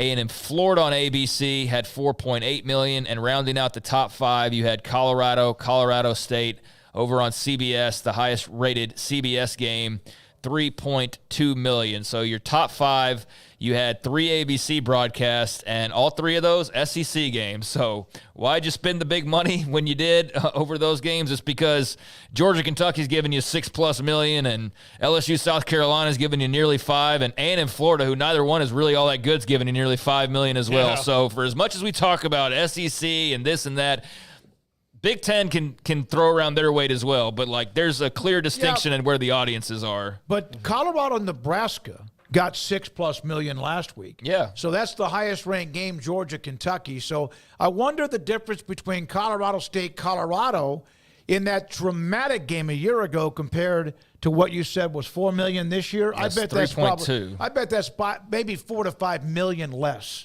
Maybe somebody will invent something where we can look that up. Yeah. No, I'm just hint while I'm talking, you can look that up and figure out what exactly that was. But no, that was a healthy number. Oregon State got 2.8 million. It's a really good number for Civil War. Then Arizona K-State, it was just outside the top 5, 2.6 million for that one on Friday night. And you have to remember there was also the KU game going on at the same time there on Friday night. So they probably split the audiences to some degree, having two teams from in-state playing one another, because you're hate watching the other one, right, if you're not playing. So a good $2.6 million for the Wildcats battle in the Big 12. Colorado State last year had 9.3 million. That's a huge drop-off. Yeah, that's 6 million people that they were dropped undefeated. off. There was a lot of drama. They were still kind of the talk of college football. And they still have some of that pizzazz, but a big drop-off, Yeah, I think, I guess losing that, I guess, no. I mean, that was their first loss, so I don't know what you'd attribute that to other than... No, they were undefeated when they played after Nebraska. Okay, yeah. After Nebraska. Yeah, I was getting confused there. So, one loss and 6 million people bail. What kind of fan base is that? Yeah. But again, it's people hate watching or... Yep, watching the car wreck or looking for excitement. Or think that Deion's like the next big thing, and he's the godfather of football, and they're watching for that reason. So, curious to see what the number is for Baylor and Colorado coming up this week, with that being the first Big 12 game. But those were the ratings, that the top most watched games from this week. Georgia and Kentucky, the only one to cross that 6 million threshold. Meanwhile, last night, Monday Night Football saw a pretty entertaining game to close out the week, as the Falcons and Kirk Cousins able to rally and defeat the Philadelphia Eagles 22-21. This was a game that looked to be really all Eagles, but Kirk Cousins and company there at the end able to score and then get a pick to close the game on out. Not that there was probably a likelihood with the time remaining that Eagles were going to do much of anything, but what a win for Atlanta, and what a loss for Philadelphia to close out this. To close out the week 2 of the NFL schedule. I was here until about 8:30 last night.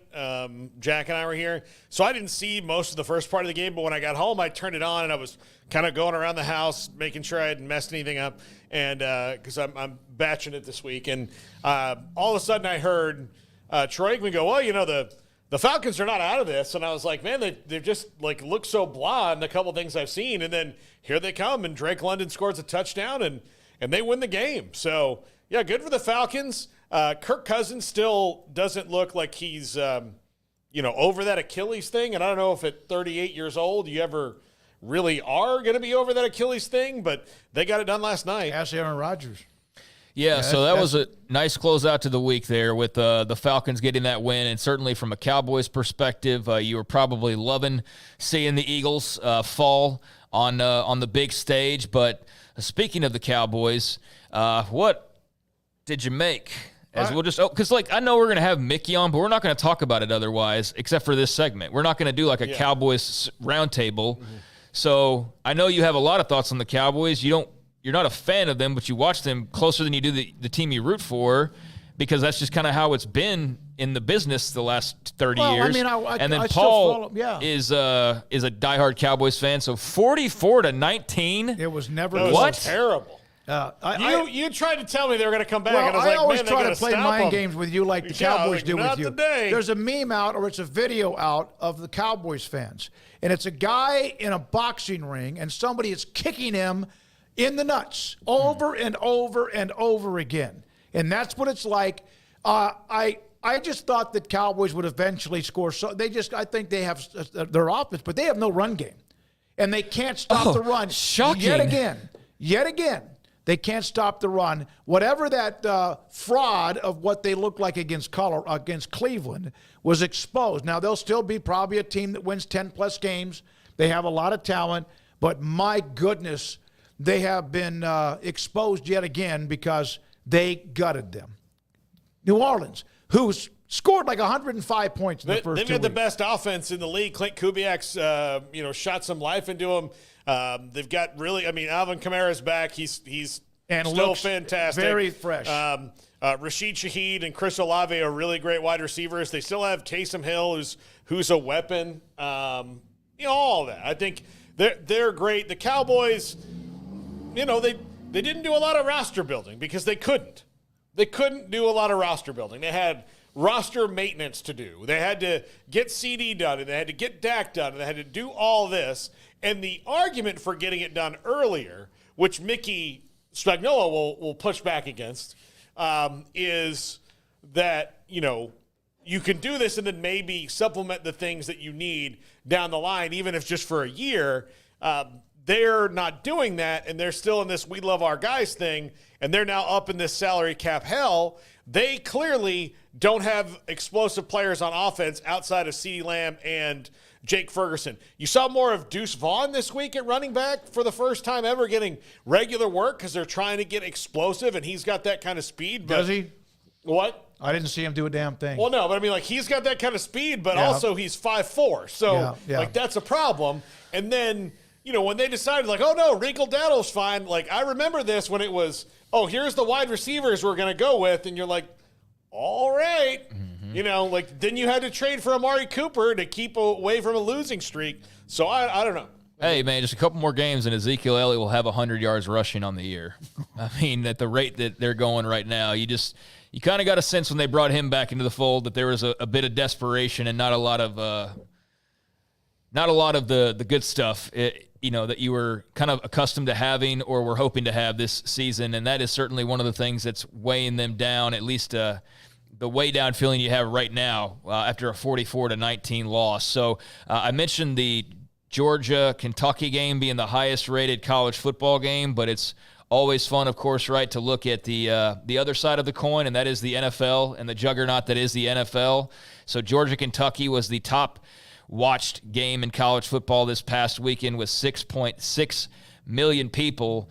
Meanwhile, the most-watched game in the NFL this past weekend was Bengals-Chiefs over on CBS, and that brought in 27.87 million. So 21 million more people tuning in for the highest-watched rated NFL game, which was also the largest Week 2 NFL audience since 1990. Wow. So that was how many eyeballs? Nearly 28 million were on Burrow versus Mahomes, the latest chapter, and a chapter where Mahomes wins again. And I don't know if y'all can feel it, but I think it's out there and everybody's feeling it right now. Chiefs fatigue is a very real thing. Yes. Unless you're a Kansas City fan and it's the greatest time of all times ever of all time. Well, part of it, and look, this is not Taylor Swift's fault. Yes, it is. But there are a lot of people who, she's in the Oprah realm now where she has fans that do things because she does them. Yes. Like if they're ever going to meet, they're going to have something to talk about. And that's not, I hate to break it to you. And this is from a guy who considers himself like a low-level Swiftie. You're not going to meet her. You're not going to meet her. It's never going to happen. You're not going to meet Taylor Swift. So you don't have to like the football team that she likes. Right. Because she's catching dong from the tight end. Like she's you going don't through. have, I think some fans are going through the same thing with her that I heard from a lot of people that got tired of Tiger Woods when he was in a tournament. Even if he was 7 strokes back, they show him it's not Tiger's fault and it's not her fault. No. It's who they're putting the camera on. But I do notice that she's in a suite without Patrick Mahomes' wife. And they used to be in the same suite. Yeah, I mean, that gets into such Gossip Girl territory that I lose interest immediately. And, I mean, y'all immediately go to Taylor Swift, and I understand why. But I'm kind of just tired of the Chiefs winning all the time. Like, that's what I'm tired of. I don't give a damn about Taylor Swift. And this last week, they got a very favorable call. Again, yes. Again. And it was it was pass interference, but it's just they always get that call. Yeah. They always win at the end of the game. And part of it's Patrick Mahomes is so clutch, but they do seem to get the right call at the right time every time. At least that's the perception. So despite that fatigue, obviously a monster rating, but kind of like Colorado, people that love them and people that love to hate them. I think that's what the Chiefs are dealing with right now because of Taylor Swift, because of all of the winning, and because everything that comes with that. And I know we got to run, so I'll just say Tua Tagovailoa has been placed on injured reserve by the Miami Dolphins after his latest concussion, which was quite scary this past week. And Skylar Thompson, former K-State quarterback, will be starting Week 3 for Miami. So there you go. There's a few things off the radar. And good luck to Tua just getting his health right, because that was scary stuff on Saturday, and it's not the first time, obviously, for him. Yeah, it's his third, right? Isn't that right? And you wonder the decisions that have to be made. I know a lot of people want to make the decision for him, but hopefully the right people around him will help make those decisions. We need to do our Big 12 pod. with Texas Tech, TCU, Oklahoma State, and Baylor, and then John McClain just around the corner. We'll start with Tech. Had a monstrous, needed, just a lift, just an experience winning blowout North Texas, 66-21. Texas Tech is now hosting unbeaten Arizona State, who comes back in the state of Texas for back-to-back weeks. Yeah, I think that was a really good win for Texas Tech. You got Taj Brooks back, so that was important. You got Micah Hudson involved just to shut up people, and Baron Morton played a really solid game, so I think you're ecstatic about what you saw as far as a bounce back, and this ought to be a really tough contest because Arizona State's apparently a pretty good team. They've got some good players and some good coaching and some good vibes going on right now in Tempe. So I still go with Tech, especially after what we saw last week. But this ought to be a hell of a game. And I think if you go and win this one, then everything's right with the world once again in the LBK, as opposed to a couple of weeks ago when it was looking like, oh, my God, is Joey McGuire going to be on the hot seat in a couple of weeks? So they needed to get that bounce back, and this ought to be a great matchup. Yeah, I don't know. Like, we'll see in the Big 12 season if they've corrected a lot of those problems. And that, again, that starts this week all over the place, or maybe for them next week. They might have the bye this week. But there's still going to be probably a reckoning when it comes to that coaching staff, I think, because of what happened early in the season, whether it's some, minor changes or major ones. Not at the top, but at the coordinator and maybe quarterback coach, linebacker coach type positions. Who did you say had the bye? Does Tech have the bye with No, they don't play have a bye. Arizona State. Arizona State. Okay, yeah. So that starts this week. You got to go play Arizona State, who's neat. Arrow's playing up. Arizona State's playing in Lubbock. Yeah. So they're going back-to-back in the state of Texas. Didn't matter to Abilene Christian that they were playing in Lubbock. No. That's something that they have to be wary of. And Taj Brooks played in that game. Yep, so. and he had over 100 yards in his return after being injured. Also, we've discussed Baylor and Colorado quite a bit. We can do that. Craig wrote something today in SicEm365.com, the premium section. Are the Bears ready for prime time?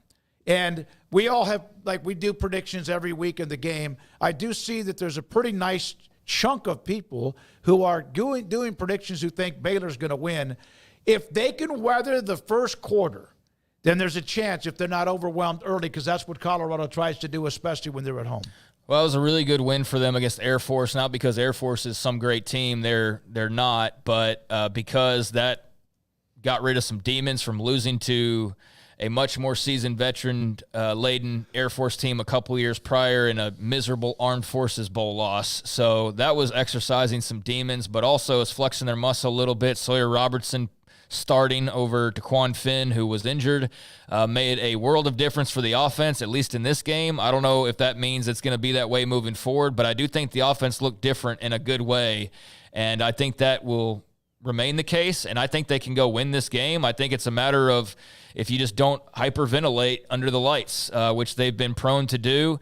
And I think at this point, if you just go play your ball game and you don't get caught up in all that, then based on what we've seen, they're good enough to go up to Boulder and get a win. Whether they do or not, I have no idea, but I do think they're good enough to go and do that. And you go and do that, and all of a sudden you're 3-1, and you're feeling damn good about the start of this season in the first month, given that you could very well have been 2-2 or 1-3. And so I think, this is an important game, but they can't make it too important. They just got to go play a football game on Saturday night. But I like where they are with Sawyer Robertson. That looked a lot better than what we'd seen the previous 2 weeks. Yeah. And Bryson Washington at running back as well. That defense is also, it seems legit. We'll see this weekend when they actually get tested in the passing game, but so far so good on the defense. If they can withstand, like you said, Smokey, the big punches from the superstars, that's kind of Colorado's deal. Is they're kind of the inverse of Baylor.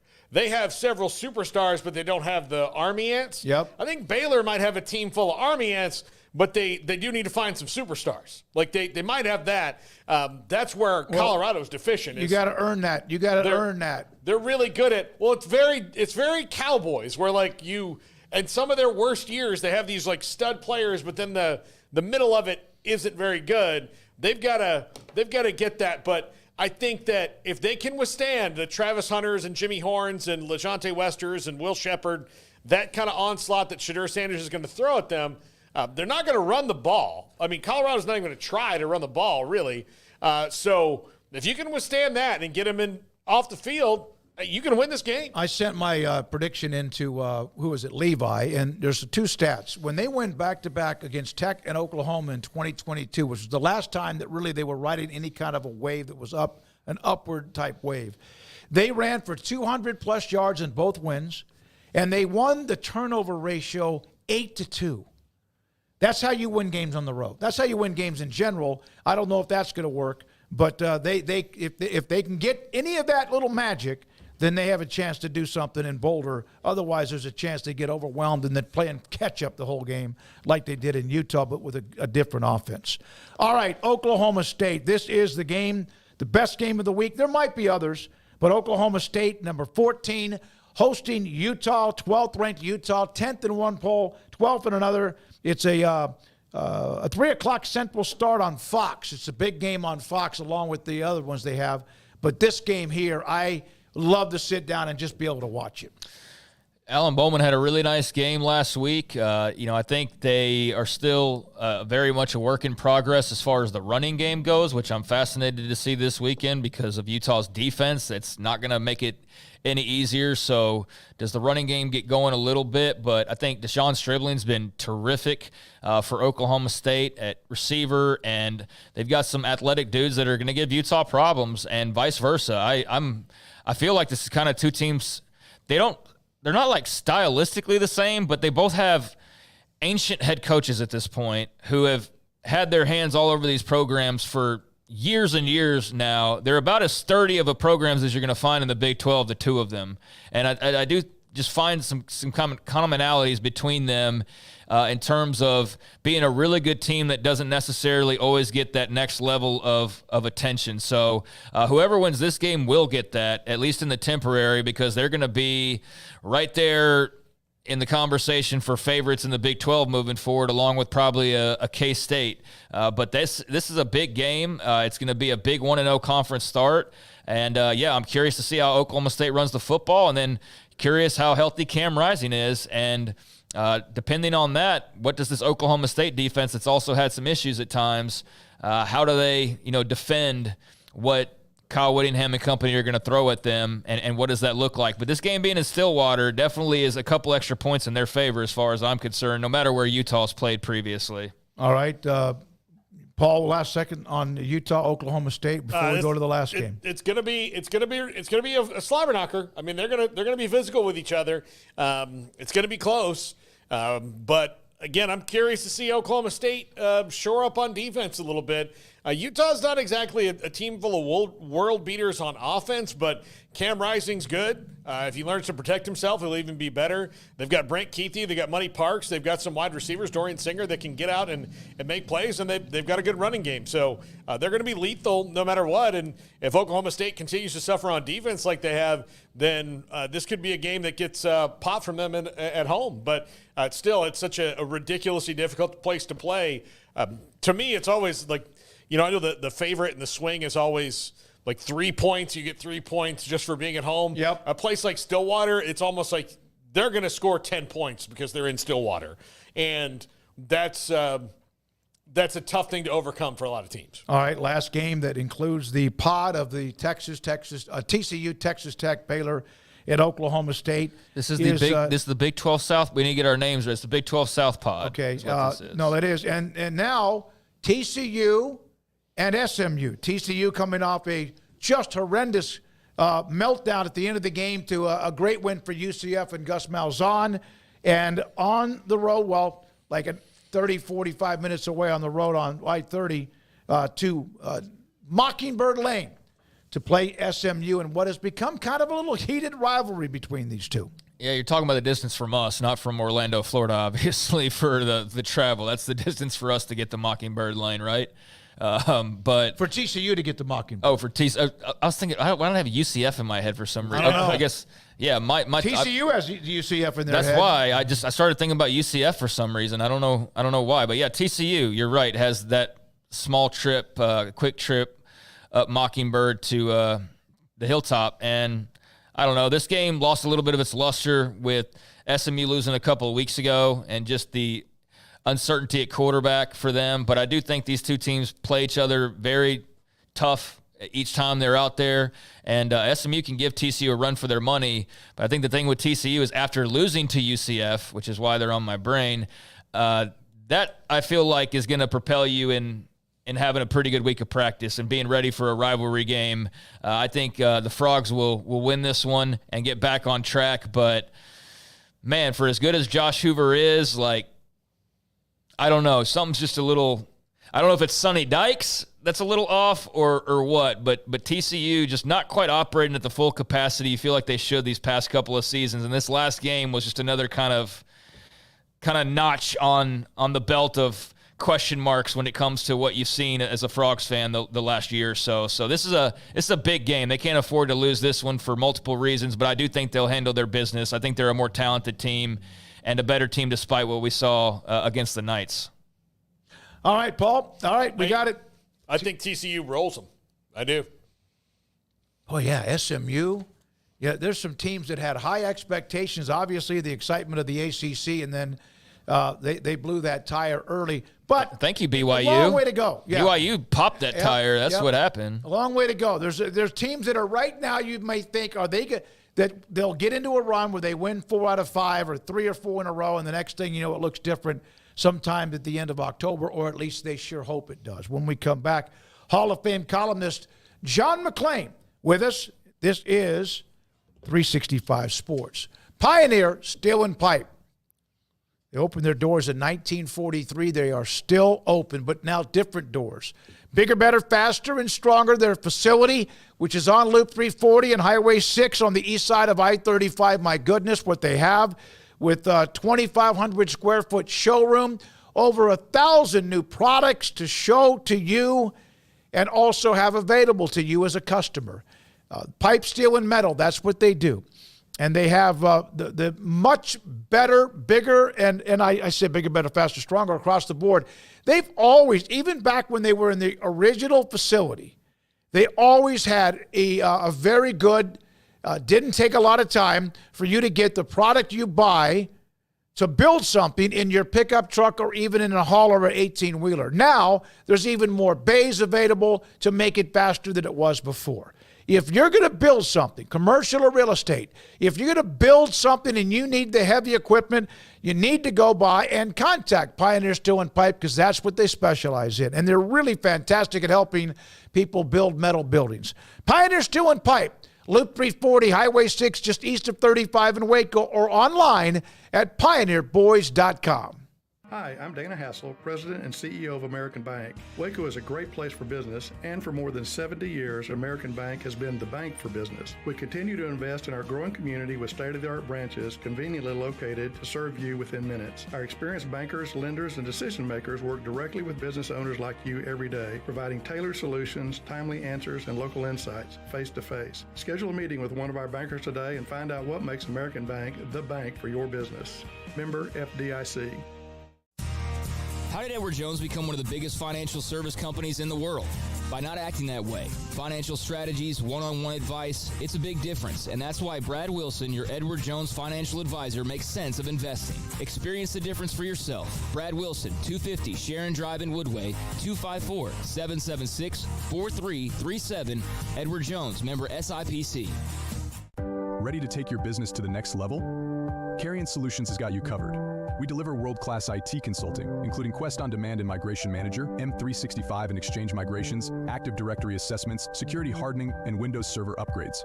Our experts specialize in consulting, monitoring, support, and managed IT services. We promise vision, professionalism, and unbeatable value. Satisfaction guaranteed. If you're not happy, we make it right. Remember the name Carrion Solutions. For more info, email sales@carrionsolutions.com or visit carrionsolutions.com. That's CARRION solutions.com. Carrion Solutions IT success guaranteed.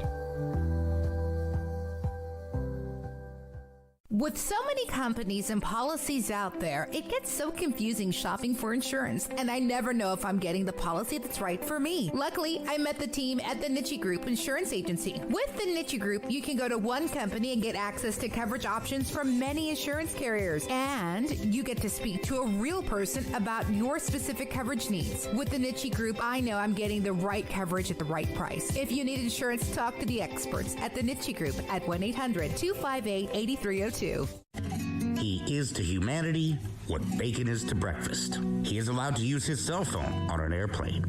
He is Cesar Leal of Leal's Mexican Restaurant. I don't always eat Mexican food, but when I do, I prefer Leal's. Leal's Mexican Restaurant, 9000 Panther Drive in Woodway, 254-772-8140.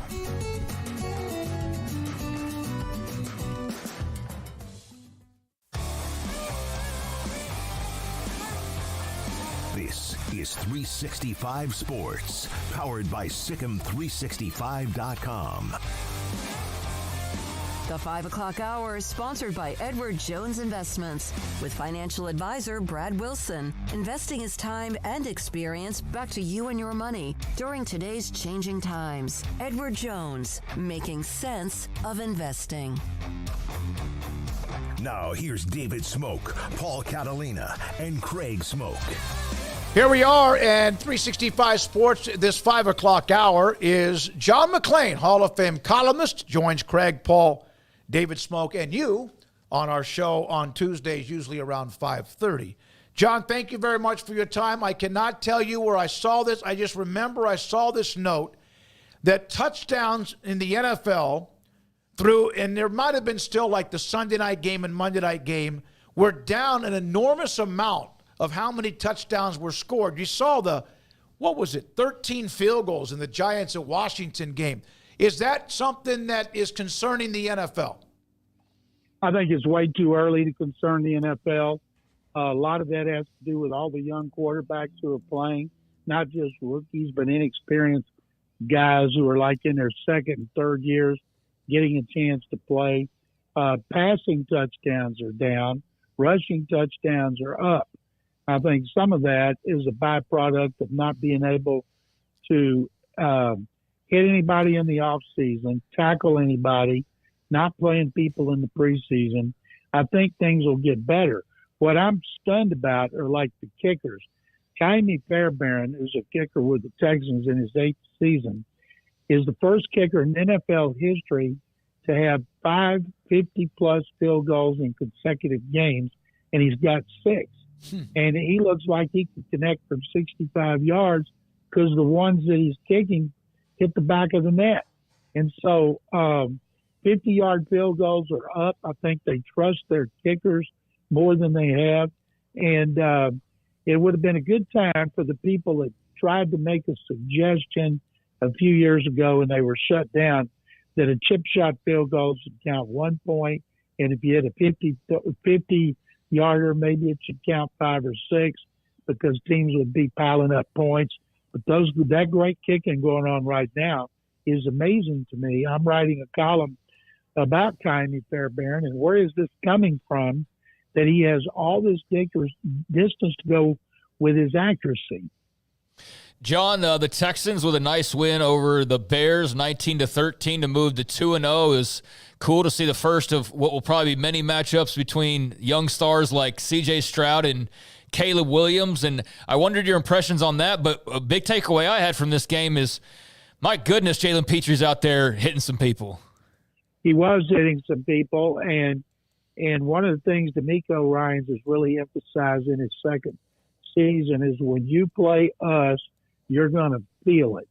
And Petre led the hit parade in this game. I don't know if Jalen, at his size, can keep that up.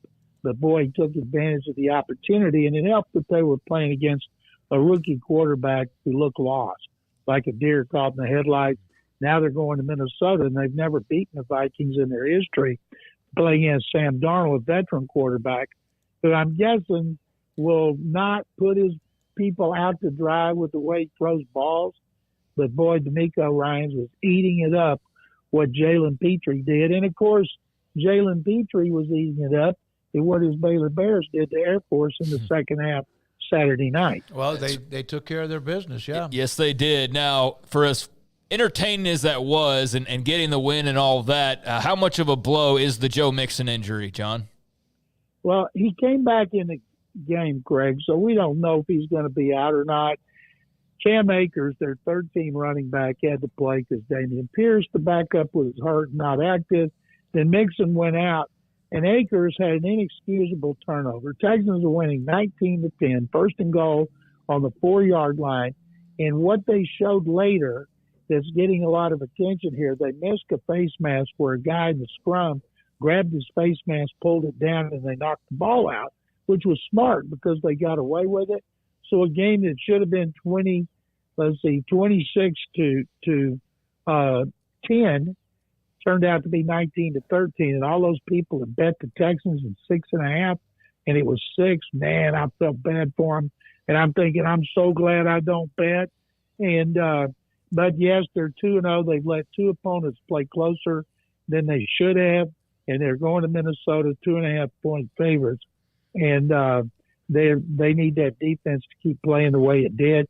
I've never seen a team have 36 pressures on 81.2% of the dropbacks, and on 36 pressures of Caleb Williams, 17 combined with Will Anderson Jr. and Danielle Hunter, their defensive ends. I've just never seen that, and I felt bad for Caleb Williams because he took a beating. Yeah, he did. Were the Cowboys exposed, or the Saints just a heck of a lot better than people thought? Last season, the Saints were 9-8. They tied Tampa Bay for first place in the NFC North. The Bucs went to the playoffs on the tiebreaker. The Saints, I believe, were plus 65 in point differential. But Dennis Allen, the head coach, who's a former defensive coordinator, he hired Clint Kubiak, Gary's son. The Texans were trying to add him to the staff here. Clint went there. Clint's been a coordinator before, but he didn't get to call plays. So Dennis Allen said, it's your baby. So they go from using the least amount of motion in the NFL to using the most through 2 games. And I thought there wasn't any big deal when they beat the Panthers, because the Panthers may be one of the worst teams ever, White Sox of the NFL. But then to go into Arlington and do that to them, especially in the first half, is unbelievable. I texted Gary Kubiak and I said, you may be a quarterback coach next year if you're lucky enough to get the offer from your son. And Clint Kubiak is going to be the hot name on assistant coaches because I think their defense is good. They got to run the ball, and the offense is much more sophisticated. John, if you had to say right now, does Tua play another game in the NFL? Absolutely. Tua Tagovailoa will play. He's already said he wants to play. He's a football player. Everybody thinks they know what's best for him. They don't have a clue. There are different kinds of concussions, and he'll play. He'll come back.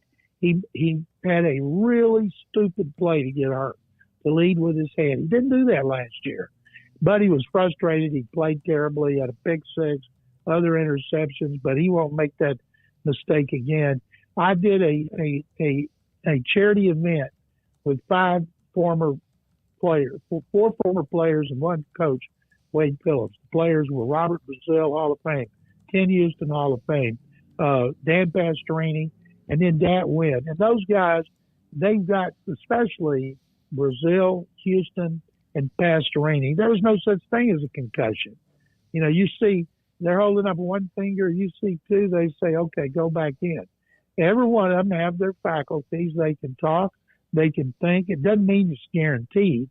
And every one of them, when I asked them about, you see things like Tua Tagovailoa, everyone said they would do it exactly the same way, even when it was like, it was wild and crazy because there were very few rules back then. So, yes, he's a player. He will return.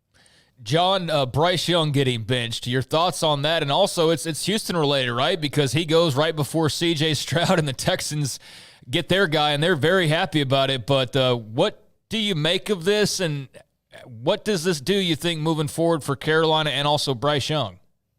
Craig, that decision by the Panthers that people say was made by the owner, David Tepper, we'll never know for sure. He's the worst owner in NFL, maybe the worst in sports. And just like they think this benching is because of Tepper, a new coach, Dave Canales, who's brought in to fix Bryce Young, doesn't bench your guy. You've been with him through the off-season program. You've been through the training camp. You've been through preseason. You don't do it. Now, he's not playing well. He doesn't have a lot of talent around him. It's going to be one of the worst trades in history, just like the Deshaun Watson trades, one of the worst in history. But they've done him a disservice. 3 head coaches already. It's a disservice to him. Let him watch and learn. Let Andy Dalton take the beating. Dalton will play well. They'll score some points. But Bryce Young will return. Fortunately for them, they've got their first pick, which should be first overall. And then they don't have their 2. That still belongs to the Bears. So it's just unbelievable the way that team has gone down the toilet since David Tepper bought it in 2018. John, last thing for you. We appreciate you as always. Is the kickoff change something that's working? And your thoughts about it? It's different strategy. Nobody's brought something out where we go, wow, I can't believe they did that. And maybe they will. They're kind of feeling each other out. I don't think it makes a whole lot of difference. Some of them are kicking in the end zone and letting opponents start at the 30. Others, like the Texans, are trying to kick it high and keep them inside the 30. And I think it'll be just an ongoing process. And good luck to those fighting Baylor Bears. I want them to beat the Deons so bad. And good luck and second Bears. Thank you, John. John McClain with us, 365 Sports, the Hall of Famer, and continuing. I think he said, I think it's almost year 50 for him. It's 44 for me, so that's about right. Wouldn't it be, Paul? Like John, somewhere close to 50 years in covering the great game of the NFL. All right, when we come back, we'll have Paul Catalina at his top 5. We have tomorrow, we're going to do a couple of different pods with Craig and I being out of pocket Thursday with our high school game Friday, heading to Lincoln. We'll do 2 sections with the Big 12 pods numbers 2 and 3. While we're up there, we can ask Matt Rhule about David Tepper and his thoughts on it. Oh, you know what? I saw a note, and it was maybe Didn't you one see of the the billboard I sent you? The sign? That was it. So there's a restaurant, it's like a daily grill, and it had Rule 3-0, the C.J. Stroud 2-0, and a couple all these things listed. It's right by the stadium, by the way. It's not too far in Charlotte there. But yeah, it listed all the things that they had and done since Tepper owned it. Yeah, I feel bad. I hate it for Bryce Young. Mayfield 2-0. Oh, yeah. Darnold 2-0. Rule 3-0. Young 0-2. Yeah, I hate it for Bryce Young. He does look overmatched. And that's one of those things. You can put somebody in like that. Some guys bounce back from it, and some maybe never recover from it. Well, the guy they're hoping that he would be went finally off for the first time in a while the other night in Kyler Murray. But Kyler's just like a different level of athlete, I think. That guy's just unique in a different type of way. Bryce Young's problem is not Bryce necessarily. He's a very mature person. Bryce's problem is, other than maybe his physical build, is the people around him right now and the people running that team. Kyler Murray's problem was Kyler Murray. He had to grow up a little bit. And it looks like he has. He was kind of given that message, and he has. So good for him. He's tearing it up for his first 2 games. Yeah. Marvin Harrison Jr. also looks like after the first week, they're not going to throw to him. 60-yard touchdown pass.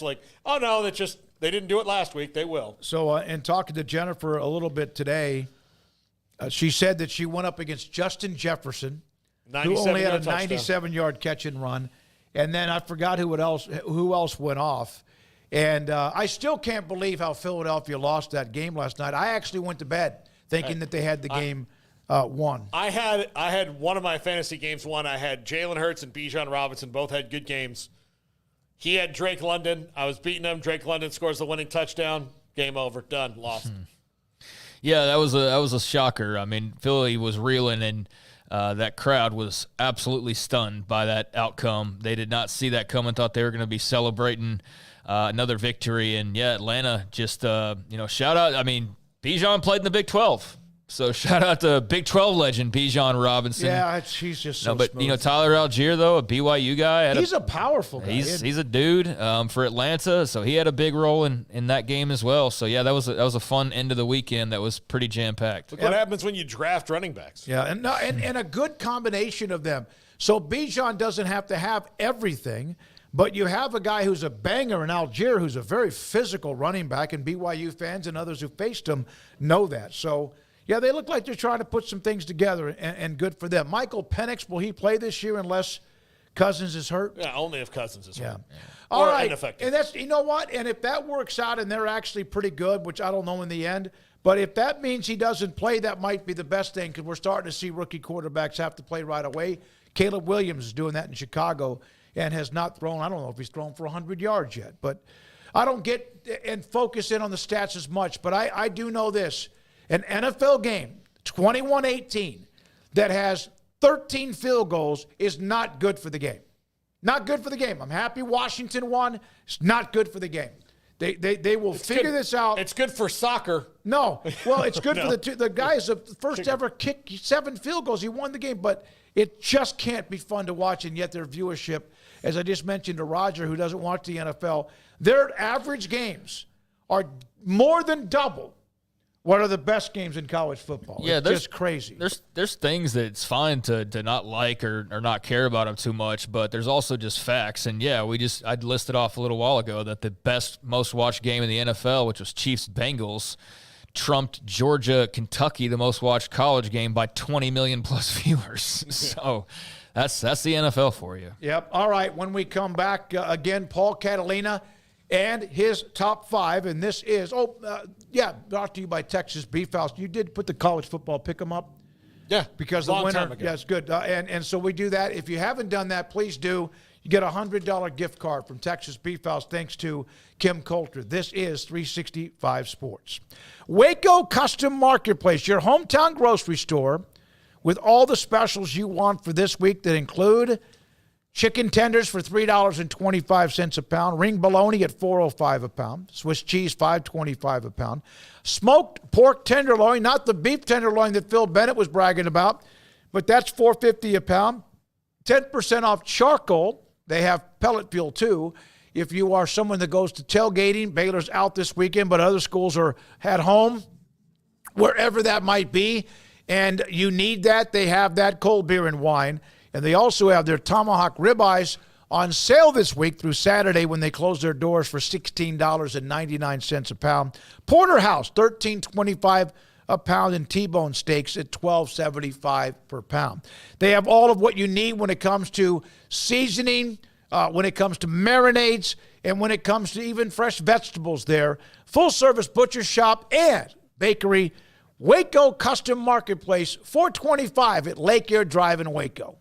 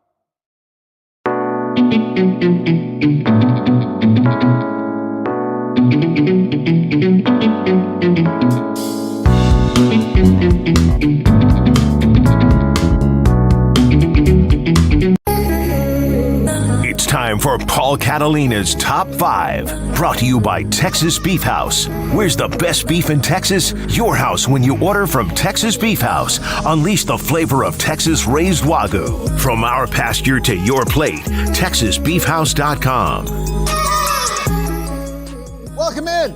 Happy Tuesday. The Tuesday Top 5. Brought to you by Texas Beef House. Go to bidonbeef.com to get ready for that next auction. Make sure you're ready to go. Jack and I were the proud winners of a lot of ground Wagyu beef a couple weeks ago, and it's made our lives so much better. And use our promo code 365sports at checkout for a discount. Top 5 replacement QBs. Look, we've got some quarterback controversies or changes coming around the country. Some of them are not controversies per se or changes. I'll just go through them with you. A little bit different each time. There's nuance to things. Number 5, Marcel Reed at Texas A&M. Connor Wegman described by Mike Elko on Monday as day-to-day, week-to-week. That, to me, means he's been Wally pipped by Marcel Reed, who was fantastic in Gainesville. If you go back to the bowl game he played against Oklahoma State, Jalen Henderson, who was already the backup, got hurt on the first play of the game, broke his arm. Marcel Reed came in and availed himself very well as a true freshman in that game last year. This year, the redshirt freshman made his first career start against the Gators in Gainesville, a really tough place to play. Sat through a long weather delay. It was rainy. It was yucky. It was terrible. And guess what? A&M won in dominating fashion for most of the game. And we might have a quarterback situation in College Station because he was fantastic and probably a better fit skill-wise, skill set-wise than Connor Wegman is in Colin Klein's offense. Number 4, this one unfortunately has not happened yet, but if and when DJU gets sat down, Brock Glenn will be the starter at Florida State. I think this is inevitable. It just hasn't happened yet as of now when I'm doing this, but it could happen soon, and I would assume that Brock Glenn and Luke Kromenuk, the true freshman, will get more reps with the ones as the weeks go on. Florida State at 0-3, a catastrophic start to the season. And look, Brock Glenn's start against Louisville in the ACC championship game was not glorious, but they won. And then the quiet quitting opt-out of the Orange Bowl put him in a terrible position. So we don't even really know what Brock Glenn can be. I do know this. He's more mobile than DJU, and I don't think he's as emotionally broken as DJU. So I think that would help Florida State as they go on. Look, if they go out and lose to Cal and are 0-4, what are you waiting for, Mike? What are you waiting for? I can say that to you right now, but what are you waiting for? You know what this offense is with DJ. Let's see what it can be with Brock. Number 3, Robbie Ashford at South Carolina. He's well-traveled. He's been at Oregon. He's been at Auburn.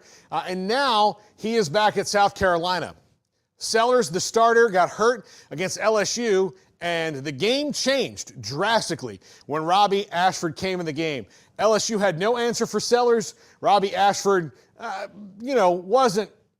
wasn't anything special in that game. He's got some athleticism, but this is bad news for South Carolina if he has to be the starter for any prolonged amount of time. Number 2, Alex Orji at Michigan.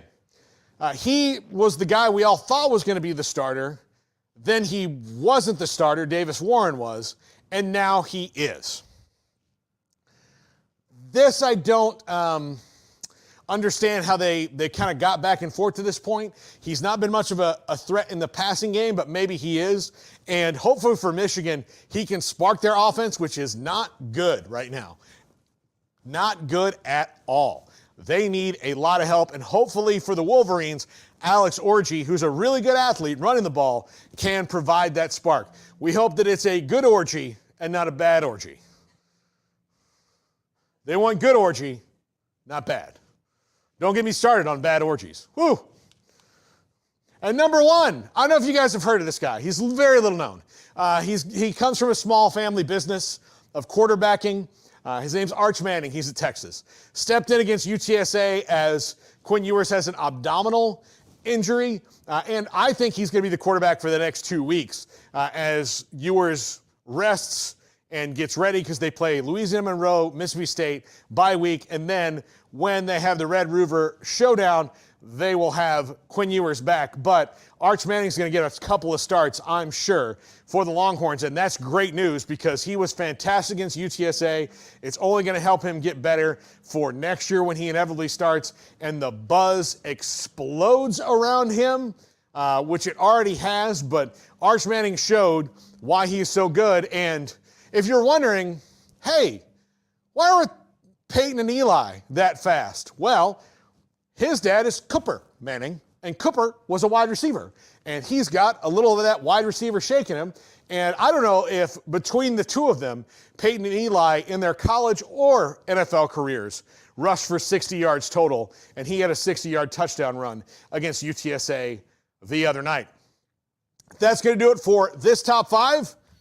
We'll see you again tomorrow on the Top 5. We're wrapping it up right here, right now. All right, I need to check on Cooper Manning. Eli Manning's rushing stats when he was at Mississippi, and it's got his passing stats, but I don't see the rushing stats.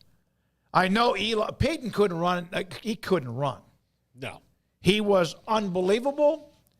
He was like having a coach take, here we go. Eli Manning ran for a minus, of course, sacks here, minus 135 yards in 4 years at Ole Miss. See, there you go. So technically I was right. And now I got to look at Peyton, which I can't imagine. By the way, that Texas schedule was already easy in the preseason when we were looking at it. It's way easier than we even thought it was, when we already thought it was pretty easy. That Michigan game turned out to be a nothing burger because they're such a mess right now. So that was still very impressive to go to the Big House and win as convincingly as they did, not taken away. But that wasn't, like, on paper the game that you thought when you thought, hey, Texas and Michigan. Oh, it was game. Yeah. It was not the Michigan of last year by any stretch. UTSA is not as good as they typically have been. I mean, it's the post-Frank Harris years, and they've struggled mightily. They've been blown out a couple of times. Like, I bet Jeff Traylor's he's not going to be on our show for a while. He's got too much work to do over there. But, I mean, UTSA was no challenge. Not that they ever are, but, like, they're down compared to what they typically are. Just what was it, a couple of years ago they played Texas in Austin, which is where they're going to play them, and it was like somewhat dicey in the third quarter. Yeah, Colorado State's not very good, but I mean, Texas is good. They're clearly good, but man alive, is that schedule a huge break for them. I mean, they just get to coast into Red River. I mean, UL Monroe, Mississippi State stinks. So they'll crush them, and then it'll be time for Oklahoma and then Georgia in back-to-back weeks. But then after that, at Vandy, who cares? Florida at home. No. Like, what challenge do they present? Who's the head coach compared to what we've seen so far? Arkansas in Fayetteville. I mean, that's some history there, but they're not like a great team. Kentucky's fine, and then A&M at the end of the year. So, like, going a couple places might get interesting, but, dude, that Oklahoma-Georgia stretch, like, the build up to that and then the aftermath of that, like, if they just take care of their business, they're in a really nice little spot. I wonder if they almost wish they had a couple more tests on their schedule for the get ready for the playoffs will be their real playoff. schedule. Yeah, I would rank their potential, like their top three potential to lose is obviously it's Georgia, Oklahoma, and A&M. And A&M is not near as deep and not near as talented as Texas, but that one's going to be played with so much emotion. Like, that's going to get thrown into the weeds a little bit. But I just don't think they're anywhere in the ballpark of Texas right now. You're going to have to score some points to beat them. Arch Manning's going to go rack up huge stats these next 2 weeks on UL Monroe and Mississippi State, and then Quinn Ewers can just sit back and get healthy. And then when Oklahoma rolls around, they'll have both those guys, with Arch now having like 4 games under his belt, and Ewers ready to rock after healing up to 100%. So it's a nice situation to be in if you're UT for sure. I haven't seen their future schedules, but obviously that will twist, that will change. But, yeah, the rivalry games with Oklahoma, A&M, and Arkansas, the way those teams have played so far doesn't seem like it'll be much. But, again, emotions can get involved. All right, and none of those games are in Austin. One of them in Dallas, one in Fayetteville, and also at Kyle Field in College Station. Thank you very much. Clint Moses just put up the dragon emoji on Craig and you talking about that schedule. Thanks so much, all of you. Thank you, RBH 2021, for saying hit the like button as we're about to wrap it up. For Garrett Ross, Jack McKenzie, also for Emery Winter, for Craig Smoak and Paul Catalina, I'm David Smoak. Thank you very much. We're back again tomorrow. Have a great night. This is 365 Sports.